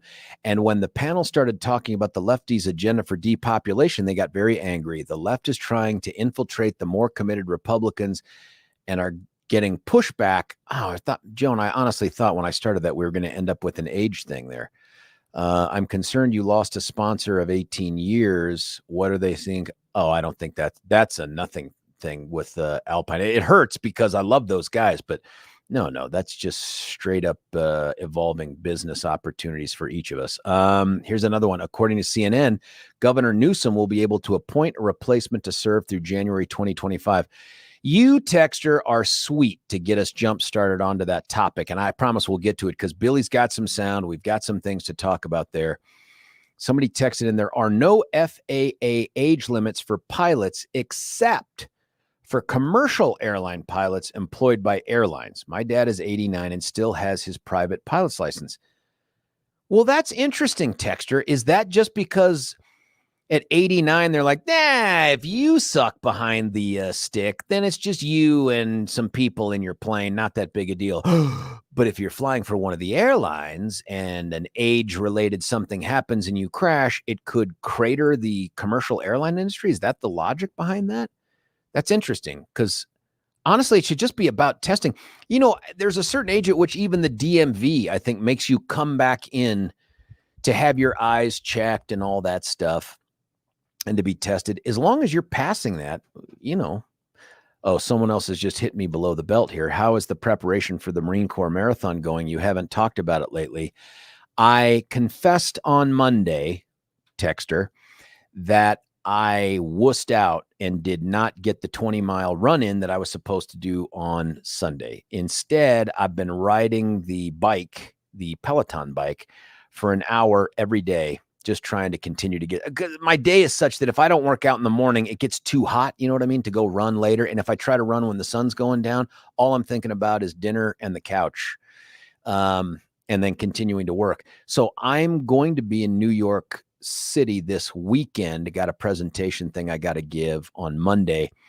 And then I'm going to try to run around Central Park. No idea what that means. No idea how big it is. So that's the answer to the Marine Corps Marathon thing. I'm going to be running at a much lower altitude, but trying to fit in that 20 miles somehow. God, thank you for reminding me about that. By the way, it's a month from today. Damn you, listener. It is a month from today that I will be praying for certain death as I hopefully approach the Iwo Jima Memorial there, the Mount Suribachi posting of the American flag. You know what I'm talking about. Here's another one. Your texter upset with you wrong today. You've been very respectful and gracious, especially with Feinstein. You can add that another texter said the old NPR dude should do his duty and die from Dick Lamb. Mental competence. That's true, by the way. That's what Dick Lamb said. I don't know if you remember that or if we have the ability to get sound, but at one point, Dick Lamb talked about older people having a duty to move on. And I mean, from life. Mental competence would be the age justification for Congress. Yeah, but what's that age? If there's an age, tell me what it is. Now, we heard, gosh darn, I forgive me, caller, but it said 75. Okay, 75. That's at least a solid number, but I'm just not sure. I like the idea, and I didn't know it existed, that the judiciary here in the state of Colorado has the ability to push past that if the chief judge signs on. Maybe the only test is us, right? Like, is that the only limiter? That it's voters. And you know how one of the things we've demanded is that presidential candidates and candidates for other office produce their tax records. And we do that for a lot of different reasons. And of course, President Trump has said, no, I'm never going to do that. I'm not going to do that. You don't get to know how much I've been inflating or deflating the values of my properties for purposes of tax gains or loans. You don't get to know that stuff. But I wonder if we aren't at a point where there's no age limit, but there is a requirement that you have to produce medical records. And those medical records have to include, I don't want to say psychiatry, because as much as I think there is science there, I also think there's a bit of voodoo that still lingers around there as we try to figure out what's going on. But there's got to be some kind of test or something that you can administer where your doctor comes back and said, nope, dude's firing on all pistons, or something like that. I know we disclose things. I just want to make it mandatory for candidates above a certain age. Here's another text. Tell the texter to go ahead and go do their word puzzle for the day. Why did they keep engaging? I like the engagement, frankly. It's good. 303-696-1971 is the number. New York City Central Park, is your life insurance up to date? Thank you for now planting in my mind another escape hatch for having to do this. I mean, I'm going to be in the city. I have to do the 20-mile run. Please don't make me run for 3 to 4 hours on a treadmill. Oh, my goodness. No, so I'm going to have to take the risk. I mean, can you be armed in the city? I don't think you can have guns in the city. Only the bad guys get guns, I think, in New York City. Okay, listen, Billy just asked, where would you carry the gun? It leads to a very quick story. I had a murder case once where the body was dumped in the parking lot at the Bear Creek State Lake Park, right there just south of Morrison Road. You know it as Colorado 8, just east of 470, that 470 loop. And you know what I'm talking about if you've ever been to that particular park. It's cool. And the people, you can drive by 470 and see people doing water skiing and stuff like that. Well, they have beaches and whatnot. Anyway, body gets dumped there. And what happens is, in the early morning hours, a dude goes out for an 8 to 10 mile run. This guy, by the way, who ends up becoming a pretty key witness for us, is at the time one of the special agents assigned to the terrorism task force. And he's going to go drive to a place where he likes to do his daily 8 to 10 mile run. And so right away, I'm like, well, we have nothing in common. I mean, 8 to 10 mile run. And as he's driving by the parking lot, off in the distance against the kind of the curb on the far side of the parking lot, he's just driving by, right? Like it's got to be 30, 40, 50 yards away. He sees a body there and he says, I think to myself, man, let that be a drunk sleeping it off. Please let it be a drunk. But as he continues to drive by, he looks and he says, but I notice his arms are above his head. His shirt's pulled up a bit. It looks like telltale signs of a body dump. And right away, I'm like, who are you? I mean, who knows what telltale signs of a body dump are? And so he then parks his car and goes to the ranger station there that they have, pounds on the glass. It's a retired like Lakewood sergeant who's now the park ranger. And he pounds on the glass. Guy comes to the door. He says, hey, you've got what looks to me to be a dead body in the parking lot. Are you armed? Can you come? And the park ranger says, no, I don't have a gun. And this guy says, that's okay. I've got mine, and produces it and says, I'll stand at the edge of the parking lot while you go check it out. And I'm like, what do you mean? You're at a park. Why are you He goes, well, we don't know when it happened. We don't know who did it. We don't know if they're still there. And I'm like, this dude's like Jason Bourne. And so we're talking. I said, you run with a gun? And he goes, yes. I said, well, why would you do that? And he goes, well, this isn't the first body I've found on a run. And I said, what? I go, where are you running? I mean, like, maybe that's the problem. And he said, I was on a run once. I was out in Vegas for something. I was on a long run. And he said, I came around an outcropping of rocks. And there was a guy in some kind of a leisure suit, workout thing, face down on the ground. He said, I rolled him over to see, thought maybe the guy had had a heart attack or something, rolled the guy over, and I see that he had his neck shotgunned out. So I quickly drew my piece and I jumped behind a rock. And I'm like, I'm picturing myself there. And I'm like, after the screaming and the vomiting, I'm like, why would you pull your gun and jump behind a rock? He's like, because I don't know if the person that did it to him is still around. And I'm like, who are you? Like, these people really exist. Anyway, that's what happens in this particular thing. Anyway, long story to get to the fact that there are dudes that run with guns. I just don't happen to be one of them. I think guns are outlawed somehow in New York City unless you intend to use it to commit a crime. Then you can have it and you won't get punished for it. We got to cut away for a break here, but let me read a couple texts. Not sure I trust a personal doctor for a candidate's capacity to serve. This was Trump's doctor's letter he released in 2017. This is a quote they put in the text. If elected, Mr. Trump, I can state unequivocally, will be the healthiest individual ever elected to the presidency. That can't be real. Is that true? Billy's nodding his head. One, how do they know? Like, how do they know that healthier than John F. Kennedy? I mean, what? If elected, he'll be the healthiest individual ever elected to the presidency. You know what? Kennedy did have lower back issues. Maybe that's it right there. A gastroenterologist from Lenox Hospital in New York wrote at the time, well, maybe it has to be an independently chosen doctor or something. Another text, good idea on the physical medical records, but also include mental acuity exam. John Fetterman is relatively young. Oh, that's a great point. But for obvious reasons, his mental abilities are in doubt. I think that's true too. What I can't tell, because I'm not smart enough on the brain stuff, is his problem one of communication and less of understanding? You see what I'm saying? Like, maybe everything is working right inside his brain in terms of processing information and making decisions, but he can't make it go from his brain to his mouth in a way that we don't go, oh, dude, what's going on? I'm not sure. 303-696-1971. Phone lines open. Lots of texts keep coming in. We'll keep reading them as they go. And then we're going to get into this, what comes next after Dianne Feinstein. What comes next? Because we got a little bit of information from a guy named Gavin Newsom on Meet the Press earlier this month. We'll get to that when we come back. It's George Brauchler on The George Show, 710 KNUS. Why should you buy your next vehicle at Castle Rock Chrysler, Dodge, Jeep, and Ram? We make car shopping easy.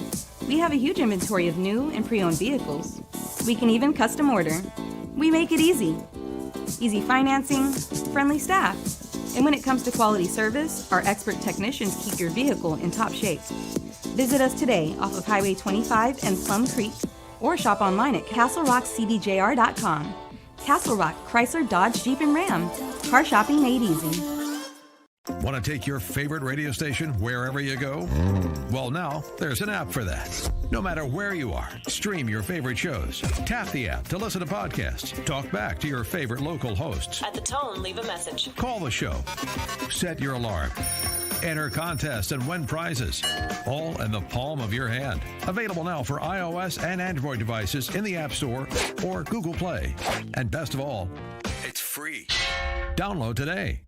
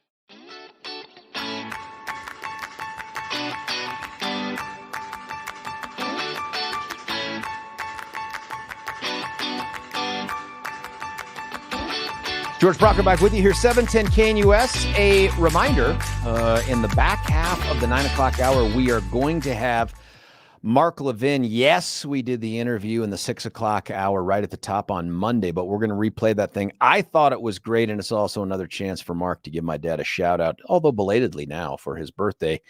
303-696-1971 is our number. Somebody's showing me. Oh, somebody sent me the actual letter. I've been the personal physician of Mr. Donald Trump since 1980. If elected, Mr. Trump, I can state unequivocally, will be the healthiest individual ever elected to the presidency. Unequivocally, like no equivocation, not even including, although I've never examined another president ever before, I can state unequivocally that might be, yeah. Barbara Lee, Adam Schiff, and Katie Porter are all being discussed about being named Feinstein's replacement. My guess is whomever checks off the most woke qualified boxes will get it. That's Barbara Lee, who is very progressive. What a great segue into this clip. We'll play it again at the top of the line, but Billy, you've got that sound. This is Gavin Newsom. He's the governor of the state of Colorado, wants to be president of the United States, hates guns and freedom. But here he's addressing Chuck Todd's question on Meet the Press. The senior senator here has, her daughter apparently has power of attorney. She, as an elected official, has power of attorney over 40 million people's representation in Washington, D.C. Why should she still be serving as a senator? Well, I leave it to her. I told you I'm the most subjective human being in the world on this topic. I have no objectivity whatsoever. I've known Dianne Feinstein since I was a kid. I interned with her in college, still have a signed book from my days when she was mayor. So, more like family to you. Yeah. So, you know, I'm the last person to ask. This has been sad to watch. Yeah. Look, this is somebody whose obituary does, legacy is, I fear people are going to forget because of what we're watching here. Yeah. But I'll tell you, I mean, it wasn't that long ago where she would call me up, read me the Riot Act on issues related to forest management, vegetation management, what we're doing in the Central Valley on drought and water issues. Again, that wasn't the black and white movie days. That was not too long ago.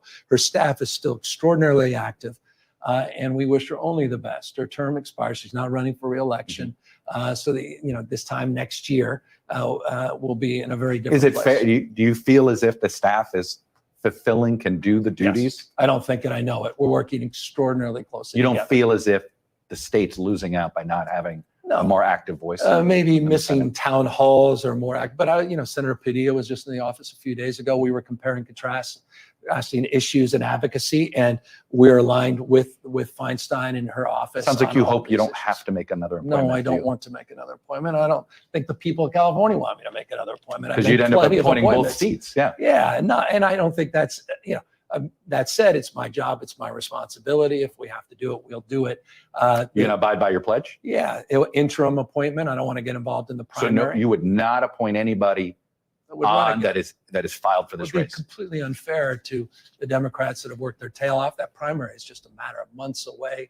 I don't want to tip the balance of that. But you're going to abide by it. Would be essentially a caretaker, an African American woman. We hope we never have to make this decision, but I abide by what I've said very publicly on a consistent basis. Yes. George Brauchler here. That was Gavin Newsom. Listen, we don't have time to take the calls that are coming in. There is a line open, 303-696-1971. What do you expect out of California? I love the text that says, hey, these are the three names: Adam Schiff, Barbara Lee, being thrown around as potential people, Katie Porter as a potential fill-in for this spot, and the fact that Newsom says interim, that kind of irked Barbara Lee in a later statement. She was a little disappointed that he said whoever got appointed would end up being interim. Who's going to get it out of woke California? 303-696-1971 is the number. Let me tell you about something cool that's taken place this weekend, and it's Friday, so it actually starts today, and that's the Tanner Gun Show. You know that this is the granddaddy, right? This is the big one of them all. They have all of the new and used and the hard to find guns, knives, ammo, AR accessories, hunting supplies, concealed carry classes, bunch of other cool stuff. But let me tell you why there has to be a sense of urgency. And if you were thinking about it, you should act on it. And that's today and tomorrow. Sunday is October 1st. On October 1st, you will no longer be able to buy a firearm in the state of Colorado and just have the Insta-check done and walk out with your gun. There is a 3-day waiting period for lottie-dottie everybody. That was one of those crazy bills that the legislature pushed through on a party line vote based on really nothingness. I mean, this idea that it's going to save lives from gun violence, garbage. Take a look at the Gazette and the Post over the last few days. Tell me which of those gun-related shootings and homicides were by guns that were legally purchased within 3 days of the crime. None, zero, none of them were.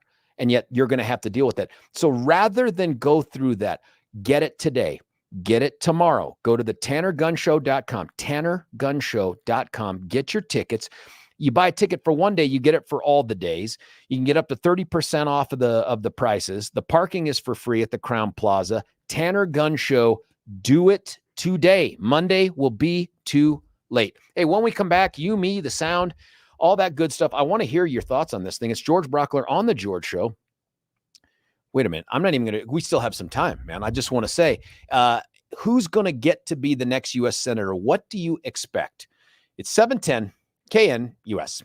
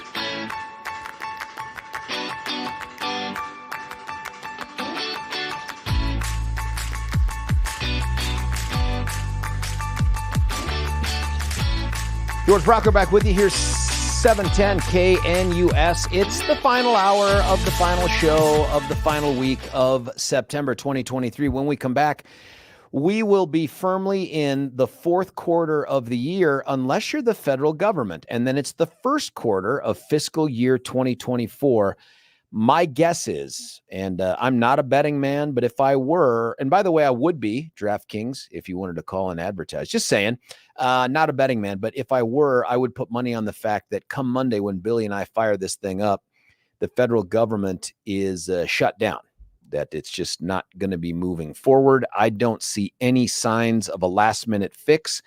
And I think at the end of the day, McCarthy's out at this late moment is to try to engage in some kind of deal making with the Dems. That could happen, but I think that's Kevin signaling, I'm done here as Speaker of the House. I just don't know that he could survive if he engages in doing that, even though it's just a handful of Republicans that are holding it down.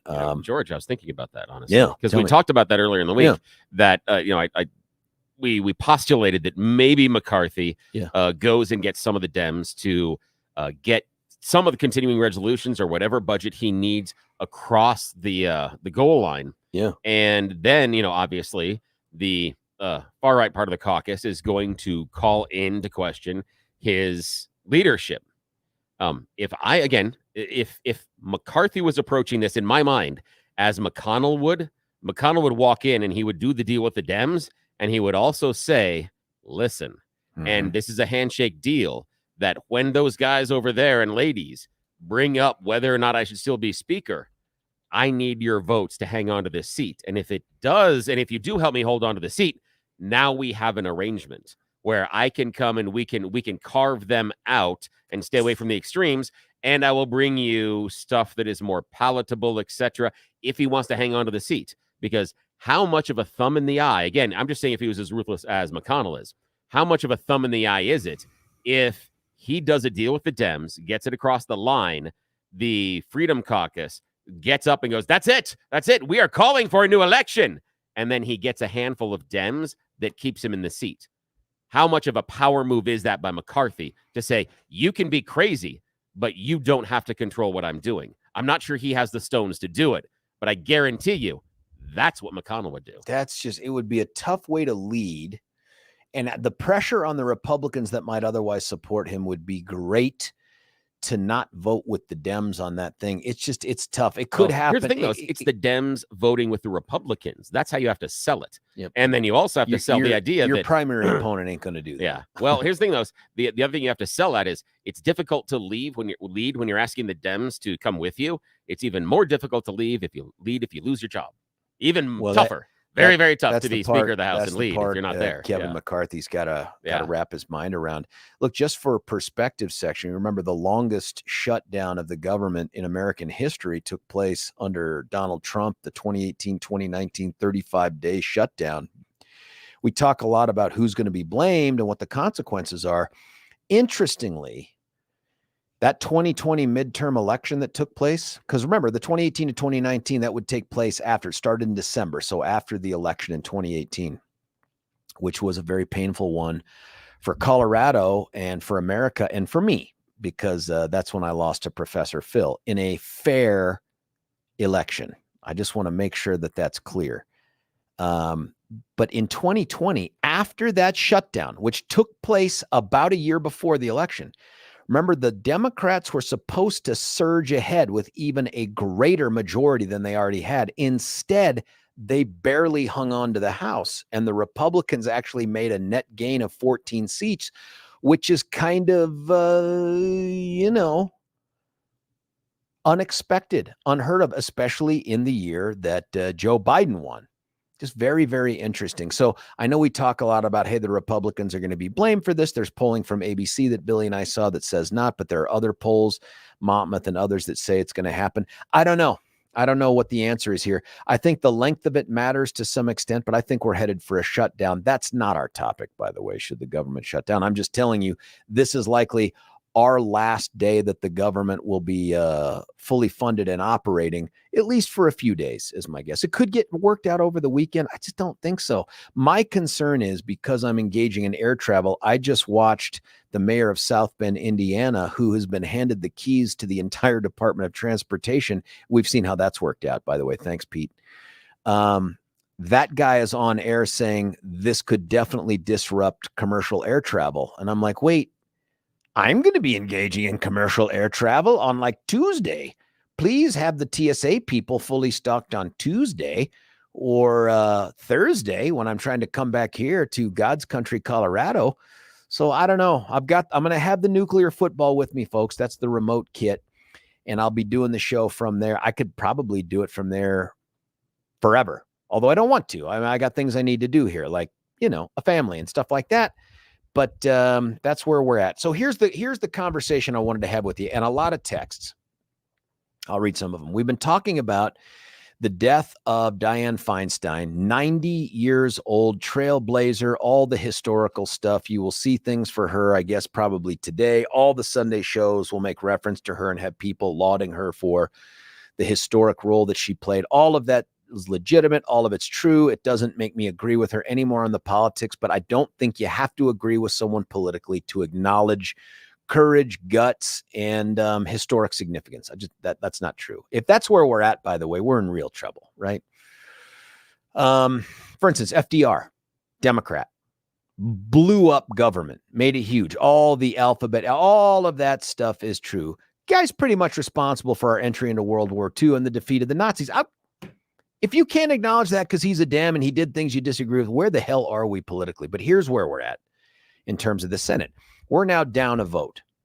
There's a seat that's open, and the governor of California, his name is Gavin Newsom, he gets to appoint into that seat. And there's some discussion as to who it could be. There's some debate about whether or not it's this person or that person. I want to have Billy replay for you the sound of the interview he gave just a couple weeks ago on this issue. And by the way, that's cause for concern because we were talking about, did you close it out, man? Did I make you make it go away? Oh, that's its own issue because they were wheeling around Dianne Feinstein as basically just a vote in a suit. You know what I mean? Like they were telling her what to do. Billy saw that on some news thing. So he's asked about it back when she's still alive and still a fully serving member, fully with air quotes, serving member of the Senate. Here is Gavin Newsom on Meet the Press. Actually, that's not true. Now that's just dead air. Gavin Newsom sounds different than that. Uh-oh. Now Billy's flailing around, trying to get it. He's pressing buttons. You have it? The senior senator here there it is. Her daughter apparently has power of attorney. She, as an elected official, has power of attorney over 40 million people's representation in Washington, D.C. Why should she still be serving as a senator? Well, I leave it to her. I told you I'm the most subjective human being in the world on this topic. I have no objectivity whatsoever. I've known Dianne Feinstein since I was a kid. I interned with her in college, still have a signed book from my days when she was mayor. So more like family. Yeah. I'm the last person to ask. It's been sad to watch. Yeah. Look, this is somebody whose obituary legacy is, I fear people are going to forget because of what we're watching here again. But I'll tell you, it wasn't that long ago where she would call me up, read me the Riot Act on issues related to forest management, vegetation management, what we're doing in the Central Valley on drought and water issues. Again, that wasn't the black and white movie days. That was not too long ago. Her staff is still extraordinarily active, and we wish her only the best. Her term expires. She's not running for re-election. So this time next year, we'll be in a very different place. Is it fair? Do you feel as if the staff is fulfilling, can do the duties? Yes. I don't think, and I know it. We're working extraordinarily closely. You don't together. feel as if the state's losing out by not having a more active voice? Maybe missing town halls or more but Senator Padilla was just in the office a few days ago. We were comparing contrasting issues and advocacy, and we're aligned with Feinstein in her office. Sounds like you hope you don't have to make another appointment. No, I don't want to make another appointment. I don't think the people of California want me to make another appointment. Because you'd end up appointing both seats. Yeah. Yeah, and I don't think that's That said, it's my job. It's my responsibility. If we have to do it, we'll do it. You're going to abide by your pledge? Yeah. Interim appointment. I don't want to get involved in the So no, primary. you would not appoint anybody that is filed for It this would be race. completely unfair to the Democrats that have worked their tail off. That primary is just a matter of months away. I don't want to tip the balance of that. But you're going to abide by it. Would be essentially a caretaker, an African-American woman. We hope we never have to make this decision, but I abide by what I've said very publicly on a consistent basis. Yes. Think about that. Think about that. Again, taking a page out of the Biden book where you should never be judged by the color of your skin when you can be judged by the color of your skin and your gender. So that's what's going on here. Remember, we have Ketanji Brown Jackson, who, by the way, not taking anything away from her performance on the bench on the Supreme Court. I think she's done a good job for who she is and the ideology and her way of interpreting the Constitution and the law to the bench. She asks good questions. Honestly, she does. I mean, if you're looking for out of the three lefties who remain on the Supreme Court, if you're looking for the one that seems to be an empty seat the most, in my opinion, it's Justice Sotomayor. Ketanji Brown Jackson been pretty good. And Elena Kagan, say what you will, man. She's really sharp. Having said that, remember that process was President Biden saying, I'm going to appoint the very best African-American woman I can possibly find to serve that seat, which sounds so racist and genderist. Is that the right word? Sexist? Is it sexist or genderist? Well, I don't even know anymore because the gender thing is so fluid, but it seems anti-American. Well, guess who has also announced they're going to do the same thing? That's Gavin Newsom. So even before Dianne Feinstein passed away, Gavin Newsom says, I am going to appoint a black woman to this seat, but my expectation is that they're a placeholder. Well, guess who'd like to be U.S. Senator? Barbara Lee. But he's not going to appoint her because she apparently is a legitimate candidate for the long term for the spot, and he doesn't want to tip the scales in her favor in a primary that is likely to include Adam Schiff and Katie Porter, and I don't know who else, right? So Katie Porter, I had not paid much attention to her. She is a representative from California that apparently does a nice job with the media comm stuff. Billy pointed that out to me, that she's just, and she's younger, right, than most of the other folks. She just has an effective presentation style and communicating. She just knows what she's doing. She's a former professor. And so the way that the worst, that is absolutely the worst. It is. Now, I don't agree with her, but I wish more lawmakers would come to committee hearings and meetings like her. Sometimes her visual aids are a little pedantic, but they're always effective. And there are times in which she finds a little hook as far as why she's doing things. But because she's a professor, she's really, really good at walking you through and coming to a conclusion that she wants you to have. And I appreciate sometimes the questions that she asks some of the regular business folk that show up, not just other lawmakers, but when she's there in committee and asking the people that are testifying in front of her, she asks some very pointed and very insightful questions. And I wish that there were people on the other side of the aisle that would approach it the same way that she does. I disagree many times with her conclusions, but I look at that and I look at her form on stage and when she's presenting and go, damn, that's good. Just like there are performers in music that I don't like their music, but I can appreciate the musicianship and I can appreciate the stage show and their stage presence and say, this is not for me, but I can recognize people that are effective at it when they're doing it. And she is really effective when she's on point. You're obviously describing Ambrosia. Yes. Which is yes. I'll say this.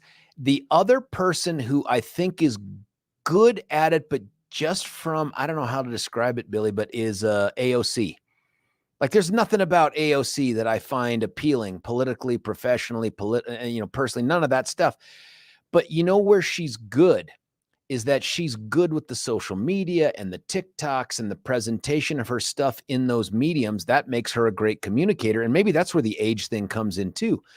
I just find it fascinating that in 2023, We're having battles in the Supreme Court over whether Harvard University and the University of North Carolina can set up an admission system that discriminates against people based on their race by favoring people based on theirs. We have a president of the United States who has announced, I'm only going to consider Black women for this open Supreme Court position. We have the governor of the most populous state, the fourth largest economy on the planet Earth, saying, I'm only going to consider a Black woman to appoint as U.S. Senator. What in the world is going on? I mean, if in running for the office, does Adam Schiff stand a chance? And my hope is the answer is no, but it has nothing to do with the fact that he's a white dude. Like, I don't care that he's a white guy. What I care about is I don't trust him. I think he's a liar. I think he is a political hack. And we have enough of those in the U.S. Senate and the Congress in general. He's done enough damage from his perch in the House. But if you're Katie Porter, do you stand a chance? You're a white woman trying to run to replace a white woman. Is there any room for that in California anymore? I think the fact that she has the ovaries does help. Now, skin color will not, but I think the ovaries do help more than it will help Schiff. And I do think that your take on Schiff is accurate, that he has a lot of built-up baggage. Not just with Republicans, but also with Democrats. Because from what I've seen and the temperature that I've taken of people that I know that are liberal and some of the stuff I've seen on social media, there's not universally, but there was kind of a distaste with how often he was coming out and saying, now we have it. Now we have the proof that is going to get Trump out of office. No, sorry. I didn't mean it last week. Yeah. I mean today. Today we now. No. Sorry. It's next week that we're now going to have the final. Well, no. We now have the concrete. And it was just the routine promises over and over again. I've seen it. Yeah. Like he says, I've seen it. Yep. I was in a super secret meeting. I've taken a look. Oh, we've got it. And then it never shows up. And it's like, And so, I wasn't talking about that. At least on the liberal side of things, it's not universal, but he does have a reputation now of being unable to deliver, that he's overpromising, and that's going to hurt him, I think. But again, I don't know. Don't live there. Not a liberal. Don't know. I think that Katie Porter's interesting. I don't know how old she is, but she seems like she is that next generation potentially that's out there, like 40s or something like that, which would be interesting, given that she'd be replacing a person. You know, the thing is she's a single mom, and one of the things that, again, for her politically, that really helps her as far as she's 49. There we go. So that transactional politics, one of the things that really helps her is, now I don't know if it's real or not. Barbara Lee's 77. Wow. Holy smokes. That's scary. For me, I think Porter's appeal is, and again, I'm not sure if this is true or not, but at least her appearance, she transactionally appears as if she is still a middle-aged single mom. And that, again, I don't know about her bank account or anything else, but how she presents herself, and she still drives a minivan. She's a single mom. She at least puts on the trappings of being a middle-class single mother, which I think for at least low-information voters is more transactional than someone that has been in Congress for, a long time. Interestingly, though, too, if you were looking at someone and you're like, oh, she's like me, you know what I mean? A single mom, she's doing that. Look at this educational pedigree, buddy. And again, this is the problem with the Supreme Court and Congress. Harvard Law School, Yale University undergrad, Andover. I mean, it's all those elite institutions that you and I can't sniff. Yeah, exactly. I mean, where's the person from the University of Colorado Boulder? Well, I guess Joe Neguse. I mean, Joe, go Buffs, but where's the person from Metro? Where's the person from Metro? Yeah. UCD, Red Rocks, Aurora, Aurora, Arapahoe Community College. Where are those folks getting up into the power elite? Because again, I get the background piece. You're right. And nobody's going to care that she went to Harvard and Yale and all that. But once you graduate from those places, your life is pretty good. It seems like doors open for you in places where they tell us, no, I'm sorry, the bathroom's closed to the public. Oh, you know what I mean? Like, I've seen that in business. I've seen that in my professional life, where the name on that resume will open doors that otherwise would be closed. In fact, I know of, this is another business that a friend of mine's involved in, that they brought in a guy because of the name on the resume, and the person, the individual, was a human dumpster fire. And this was evident inside of the interview process. And they were like, but he's got this degree. Yeah. And so they brought him on, and surprise, within 3 months, they had to let him go because he was exactly who he said he was in the interview, a human dumpster fire. But he was given the benefit of the doubt based on the name that appeared on the diploma. Yeah. For what it's worth, and I'm not sure that University of Michigan is too far of a step away from Harvard and the Ivy Leagues, but Judge Richard P. Mach, who was the chief judge of the U.S. District for Colorado, and also the judge who presided over the Oklahoma City bombing case, and I've told that story before, he had kind of an unwritten rule. He would only hire University of Michigan grads, his alma mater, to be his clerks. And I was like, you know what? If I ever rose to a level of prominence where I would hire only University of Colorado grads. Yeah. Just because, like go Buffs. I could see that. For me, it would be, there'd be 2 questions on the interview process. If I rose to that level, the 2 questions would be, what is your favorite soccer team and your favorite snake? And that's the end of the interview process.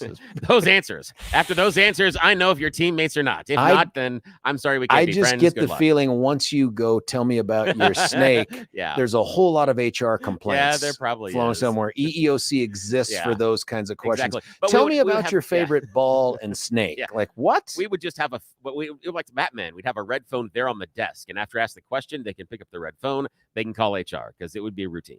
I'm certain of that one. Someone texted in preference for CU, even though you teach at DU. I wouldn't just outlaw DU. In fact, I hire DU and CU grads all the time.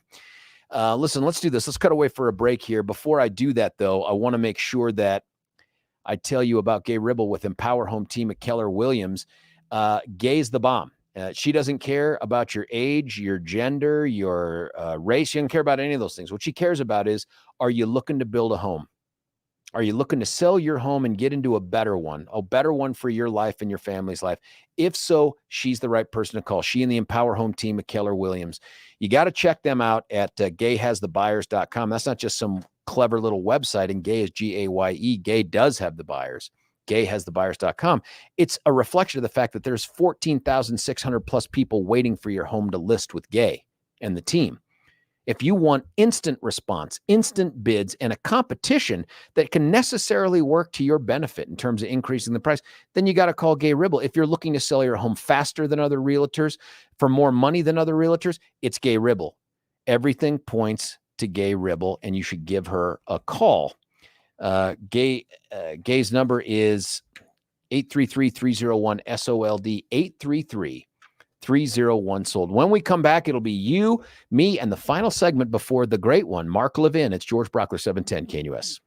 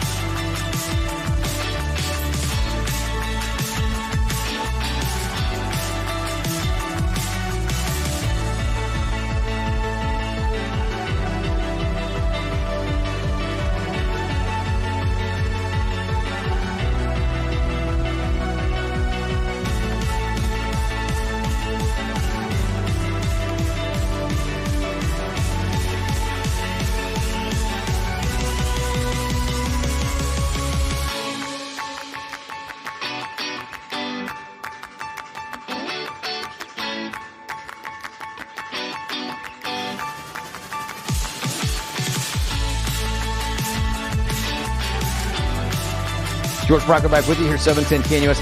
A text suggestion. I've got to do this 20-mile run this Sunday. I'll be in the NYC. Apparently, Central Park ain't going to cut it unless I'm doing loops. Somebody said Manhattan is roughly 13.4 miles long and about 2.3 miles across at its widest point. I'm like, so almost run the entire way around Manhattan is what you're saying. That puts it into perspective. That may take me a week. Hey, listen. Something that won't take you a week, especially if you need the help right now and you're looking to upgrade the interior house, is to pick up the phone and call a guy named Mitch Floria. Mitch is the guy that you call whenever you have any questions about what to do with your kitchen or your master bathroom. Because honestly, the answer is upgrade the countertop. I was just looking at mine the other day, and I thought to myself, at some point I'm going to need to make this call. We're getting close to that time where I'm going to need to make that call. There's no one else to go to. This guy's been doing this thing forever. Fantastic businessman, fantastic family man, and he throws in deals for you just because you're a 710 listener. Like, not just the wholesale prices. Everybody that walks in off the street gets that, and you should walk in off the street and check it out, what he has to offer. But if you say, I'm a George listener, I'm a 710 listener, he will throw in the bathroom countertop for free with the kitchen countertop package. Or if you're just getting one room, and maybe it's the basement, that's really what I've been thinking about, is finishing the basement. He'll throw in the sink for free. All you have to do is check him out at theartofgranite.com. That's theartofgranite.com, or call him 303-386-5919, 303-386-5919. Trying to get through the text here. Denver DA would only hire DU grads. F you guys for that BS. Shooting yourselves in the feet, hire the best. I agree. And listen, I've hired CU and DU grads. I had people come in and apply who had gone to Harvard, but I was always skeptical. I've never met a single good trial attorney who graduated from an Ivy League school. Not a single one. That's just me speaking. George, in your opinion, why does AOC have so much influence and power? I think it has to do with the social media influence and that perception that she's tapped into that next generation. I think that's it.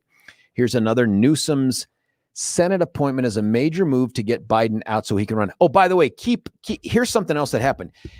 If you don't think that this Dianne Feinstein thing is an issue that reminds people of Biden's age, guess what the Biden administration just did today?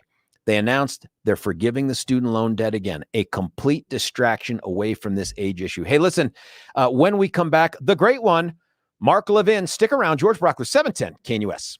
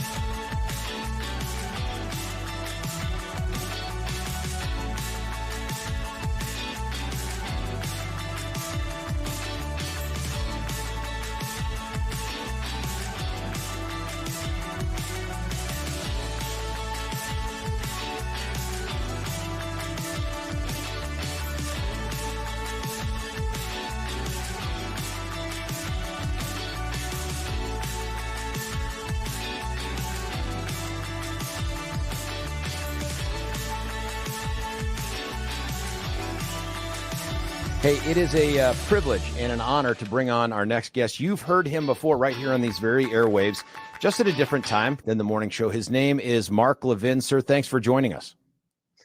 And happy birthday to your dad, George. Yeah, Nice to be here. he's going to love that, sir. Thank you. Now I don't have to get him anything. Thank you so very much. Now you have a book. I don't know that I've seen this happen. I don't follow the whole bestseller thing, but it debuted at #1 on Amazon. Your new book, The Democrat Party Hates America. How do you do that? How do you have a book debut at #1 before you even get it out the door? I don't know.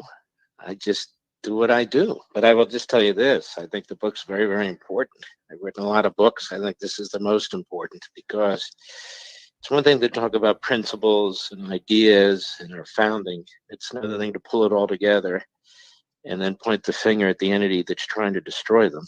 And I think what's different about this book is I not only do a very deep dive into history, but I go into some of these scholars who a lot of these Democrats listen to and read that, I and maybe you and our audiences weren't familiar with, so they know what's actually taking place behind the scenes with these folks. And so it's really very interesting. I'll tell you what's interesting to me, George. I was talking to my wife about this morning. This book's been out for a week, 8 days, give or take. It's been #1 on Amazon. There's not a single liberal columnist, not a single liberal network, not a single liberal reprobate has said a damn thing about it. And the reason is, I don't think they want Democrats to read this book. I'm quite honest about this, because when you look at the history of this party, it is such a vile, vicious, bloodlust party.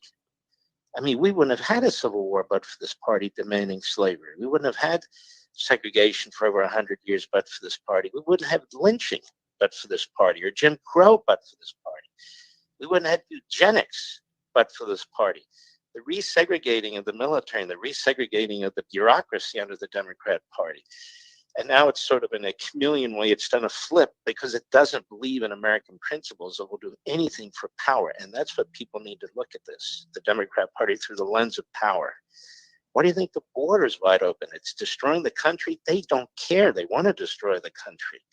Or this war on capitalism, this massive centralization and industrialization policies they call climate change and the Green New Deal. These are nothing more than hardcore socialist industrialization policies that are destroying our economy. You see what it's doing to the dollar, the interest rates, inflation, food, utilities, gasoline. This is what happens when you have centralized Soviet-style management of the economy, which we have going on full force now. So I get into it and I explain why they're destroying the family, because in the Communist Manifesto, Marx said the family social structure is one of the greatest obstacles to this paradise that they want to create, because they will not easily succumb to it. And so now you see what their teachers' unions are doing and what they're doing in the classrooms. So people need to understand these school districts are government institutions, government facilities. The unions are bought and paid for by the Democrat Party and vice versa. 2.5 million precinct workers. So it goes through this piece by piece by piece. Anti-black racism, anti-white racism, thought control and language control, which is what you need if you're going to control a society. And so I'm hoping, I think the book reads very smoothly, almost like a novel, even though it's not a fiction. I put together the puzzle pieces of what's going on, and I put the blame finally after 10 books where it belongs. It's the Democrat Party. I could never write a book, George, that says the Democrat Party loves America. What do they love about America? They never tell us what they love. It's always about fundamental transformation, fundamental transformation. As I've said on my show, if you're married and you want to fundamentally transform your wife or your husband, well, that tells me you don't like them very much. Good luck. So Yeah. that's what's going on. Yeah, good luck with that too. Sir, let me ask you this. We all have a friend, probably a relative, maybe even a neighbor that we're fond of on a bunch of different levels. We all root for the Broncos and pray that they figure out a way to play the game again. This is probably a good book to get them for the holidays or something. But when you talk to them, they don't see the Democrat Party through that lens. Is the end goal for the party then, is it just the power? Is there a point in time where they can point to and say, this is where we're trying to take the country? And if that's true, how do these people that we love, that we care about, that maybe we even have some sympathy or pity for, how do they get sucked into this? They get sucked into it because every tyrannical regime sucks people into their prophecies, into their promises, in their very ambiguous goals. And so they say healthcare for all. Well, what does that mean? It means healthcare for none, really. When they talk about, everybody should have equity, what does that mean? Well, equity means everybody should have the same thing because they didn't start out the same way. So that gives the central government police powers and an iron fist that it ought not have. And even more than this, I think, if you see what's happening to the country today, unless you're Helen Keller, you're blind to it and you can't hear it and you can't smell it. You're missing what they're doing. I mean, what they're doing today is part of what they've been trying to do for 100 years, the centralization of power, the destruction of judicial independence, to change the electoral college and get rid of it. So basically, the East Coast and the West Coast, for the most part, can be thrown in Chicago, can control the vote, and on and on and on. These people are not for the Constitution. They're for the 1619 Project. They're for critical race theory. One cultural issue after another. They are attacking, they're devouring them, and then they're using the political party as the means by which to not only retain power, but to retain it for as long as they possibly can. They want to fundamentally alter the Supreme Court, fundamentally alter the Senate. They want to fundamentally alter how we vote. Well, why do they want to do all these things? Is it better for the country? No, because it empowers the Democrat Party, and the people can look. The border's wide open. New York and New York City are furious. Some of these cities are furious with it. They don't care. They know they're going to get those votes because these people who vote Democrat, as your point, many of them are the zombie-like. What I'm saying is if we can get when Thomas Paine had a pamphlet, 2.5 million people in this country, and 200,000 people read it. We don't need that many people, but if some people would read it and pass the word, that's our power. An army of independent thinkers to talk to their family, their friends, their colleagues, and say, hey, wait a minute, that's not true. Or, hey, wait a minute, let me tell you the real history of this party. Or, hey, wait a minute, let me tell you what's really going on here and who's responsible for it. It doesn't take a lot of people to influence a lot more people. And that's why I think it's important. We're talking with Mark Levin, author of The Democrat Party Hates America. You hooked me back in the day with Men in Black. So I made the mistake That's the first one. I know. I made the mistake of getting into the law like you did. And so instantly I was like, oh, this sounds awesome. And it was. For this particular book, too, we're at a time, and I'm stepping back just a little bit from the details of the book, but asking you to help me explain this to others. We're at a time when it looks obvious to me that we are short of Joe Biden tapping out. We are setting up for Biden-Trump Part 2. And I've had a bunch of folks on this air and others suggest, they're like, well, wait, authoritarian. They're like, well, what about Donald Trump? What about his claims recently even? What about him wanting to go after Comcast or MSNBC? What about him talking about a revenge tour and all this? How do we distinguish for them the concerns that are raised by Donald Trump and supporters versus this overarching notion that the party, the Democrat Party, as you know, wants to instill a top-down view of governance? All right, well, let's look at it this way. Can anybody name one thing Donald Trump did to attack the Constitution? Just one. Oh, January 6th. Well, we can get into that debate till we're blue in the face. He offered 10,000 troops, and he left office peacefully. That's much I know. But let's wind it back a little bit more. What did Donald Trump do to defy the Supreme Court? This president today has defied it at least twice, including with the student loan program and also with the resegregation of colleges and universities, which are discriminating against Asian Americans. Biden's working with these Ivy League schools to continue to do it. Biden's just handed out $400 billion in violation of a Supreme Court rule. He hasn't enforced our immigration laws. He's violated our immigration laws, which, of course, in my view, is an impeachable offense. And you can go down the line with this guy, with his executive orders destroying Title IX. Title IX is part of the Civil Rights Act, and so he's destroyed women's sports, and he's issuing executive orders like lollipops left and right. And the massive bureaucracy does not have the power to tell people they have to take vaccines, and yet he did that too. And even Supreme Court Justice Neil Gorsuch, I have it in the book, said, this is shocking what was taking place and is taking place. And the biggest censorship effort in American history, well, maybe except for the Civil War, has taken place and is still taking place under this president. So can somebody tell me what Donald Trump did that even comes close to this? I can't think of a single thing, because if he did, I wouldn't be a fan of his or Ron DeSantis or anything else. I mean, it's one thing to talk. It's quite another thing to do. And the Democrats do this all the time. They don't like the country. They don't like the Declaration. How many times did Barack Obama, when he read the Declaration, cut out the chunk about our Creator? How many times have the Democrats talked about fundamental transformation? The Obamas did. Bernie Sanders does. Excuse me. Biden does. Hillary Clinton does. And the fact is, I counted up. There are almost 15%. The Democrats in the House are Democrat socialists, which means Marxists, by their own claim. That's a lot of people. And so when you look at this is a party. I write in the book, the Republican Party has a lot of weaknesses. For most part, it is lazy. It is ineffective in so many ways. It doesn't know how to deal with this. It doesn't even understand that this is occurring. It kind of goes along. But the Democrat Party fundamentally does not accept this country. They had a two-term president by the name of Woodrow Wilson. He's only the second two-term president they had at the time, the Democrat Party. And he was one of the great intellectuals behind this whole so-called progressive era, which was nothing more than the American Marxist era. You don't have that in the Republican Party. The Republican Party is a party.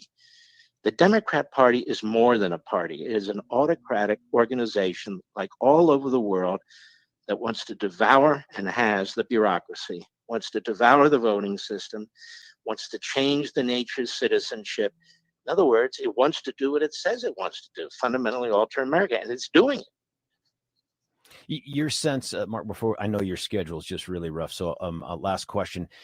Any chance in your mind legitimately that it's not Biden Trump again? I mean, are they going to, given these recent polls from ABC, Washington Post, is this all trying to nudge Biden out of the race or to set the stage for Newsom or somebody jumping in? Biden doesn't. If Biden wants to be the nominee, he's the nominee. Despite all these columnists and everybody else in polls, it doesn't matter. There's really no way to take him down, particularly as it gets later and later. That's number one. Number two, Newsom destroyed Ronald Reagan's California. Yep. Colorado's close enough to California to see what he did there. Yep. He's destroyed it in every way. The schools, the budget, the culture, everything. Everybody used to want to move to California. They're going to lose 5 congressional seats in the next census, at least 5. That's a net 4 million people. Even when you count all the illegal aliens, which apparently the government does under the census, that is an enormous vote of people with their feet. And so why they keep promoting this guy who does his best Bill Clinton hand motions and all the rest of it, I don't know, but he is a disaster. That said, if Biden wants it, he gets it. If Trump wants it, he gets it. I mean, assuming, there's not health issues or something like that. Right. I don't know, but it seems to me it's hard to defeat either of them. I would at some point, and I'm going to keep listening to the show, I would just love to hear the breakdown and the analysis on these different indictments, the 4 cases. I've done my own thoughts on it, but man, you've been doing this at such a high level for such a long time. I wish I could keep you all hour. Mark Levin is the author of The Democrat Party Hates America. You can hear him right on these airwaves all the time, just not when I'm on the air. I would ask you to tell us where people can get the book, but honestly, Mark, there isn't any place I can find you can't get the book. Is there some place it's not? Is it not at 7-Eleven or something? Because it's everywhere. I will just tell you what's interesting is it's not mentioned in a single liberal column, a single liberal platform. They're not even attacking it or criticizing it. You want to know why, George? You're a lawyer, you're a prosecutor, and so on. I wrote this thing to be impenetrable when it comes to their history. They don't want to talk about their history. They don't want to talk about what they're doing. And if they do, then I can engage. So my suggestion is you go to Amazon.com and get it tomorrow. Any major bookstore, Costco, Walmart, all these warehouse stores, they've all been extremely generous. They've all acquired many copies of the book if people want to get them. I'd say give it to a Democrat that you love. If you care I about agree. someone, give it to them and at least let them engage you on the conversation after they've read it right there. Listen, I love having you on. The first part of the show, honestly, I'm going to have Billy, my producer, clip that, and that's going to be my dad's new ringtone. Mark Levin saying happy birthday to my dad. I think. What's his name? It's mine. It's George Brauchler. He's just the senior. He's just the big guy. There you go. Happy birthday, George Sr. Hey, thank There you you so much. Mark Levin, radio host extraordinaire, author of a bunch of books, but the latest one, the bestest one, The Democrat Party Hates America. Sir, I'll talk with you very soon, I hope. Me too. God bless. Thank you, buddy. Take care, Appreciate sir. it.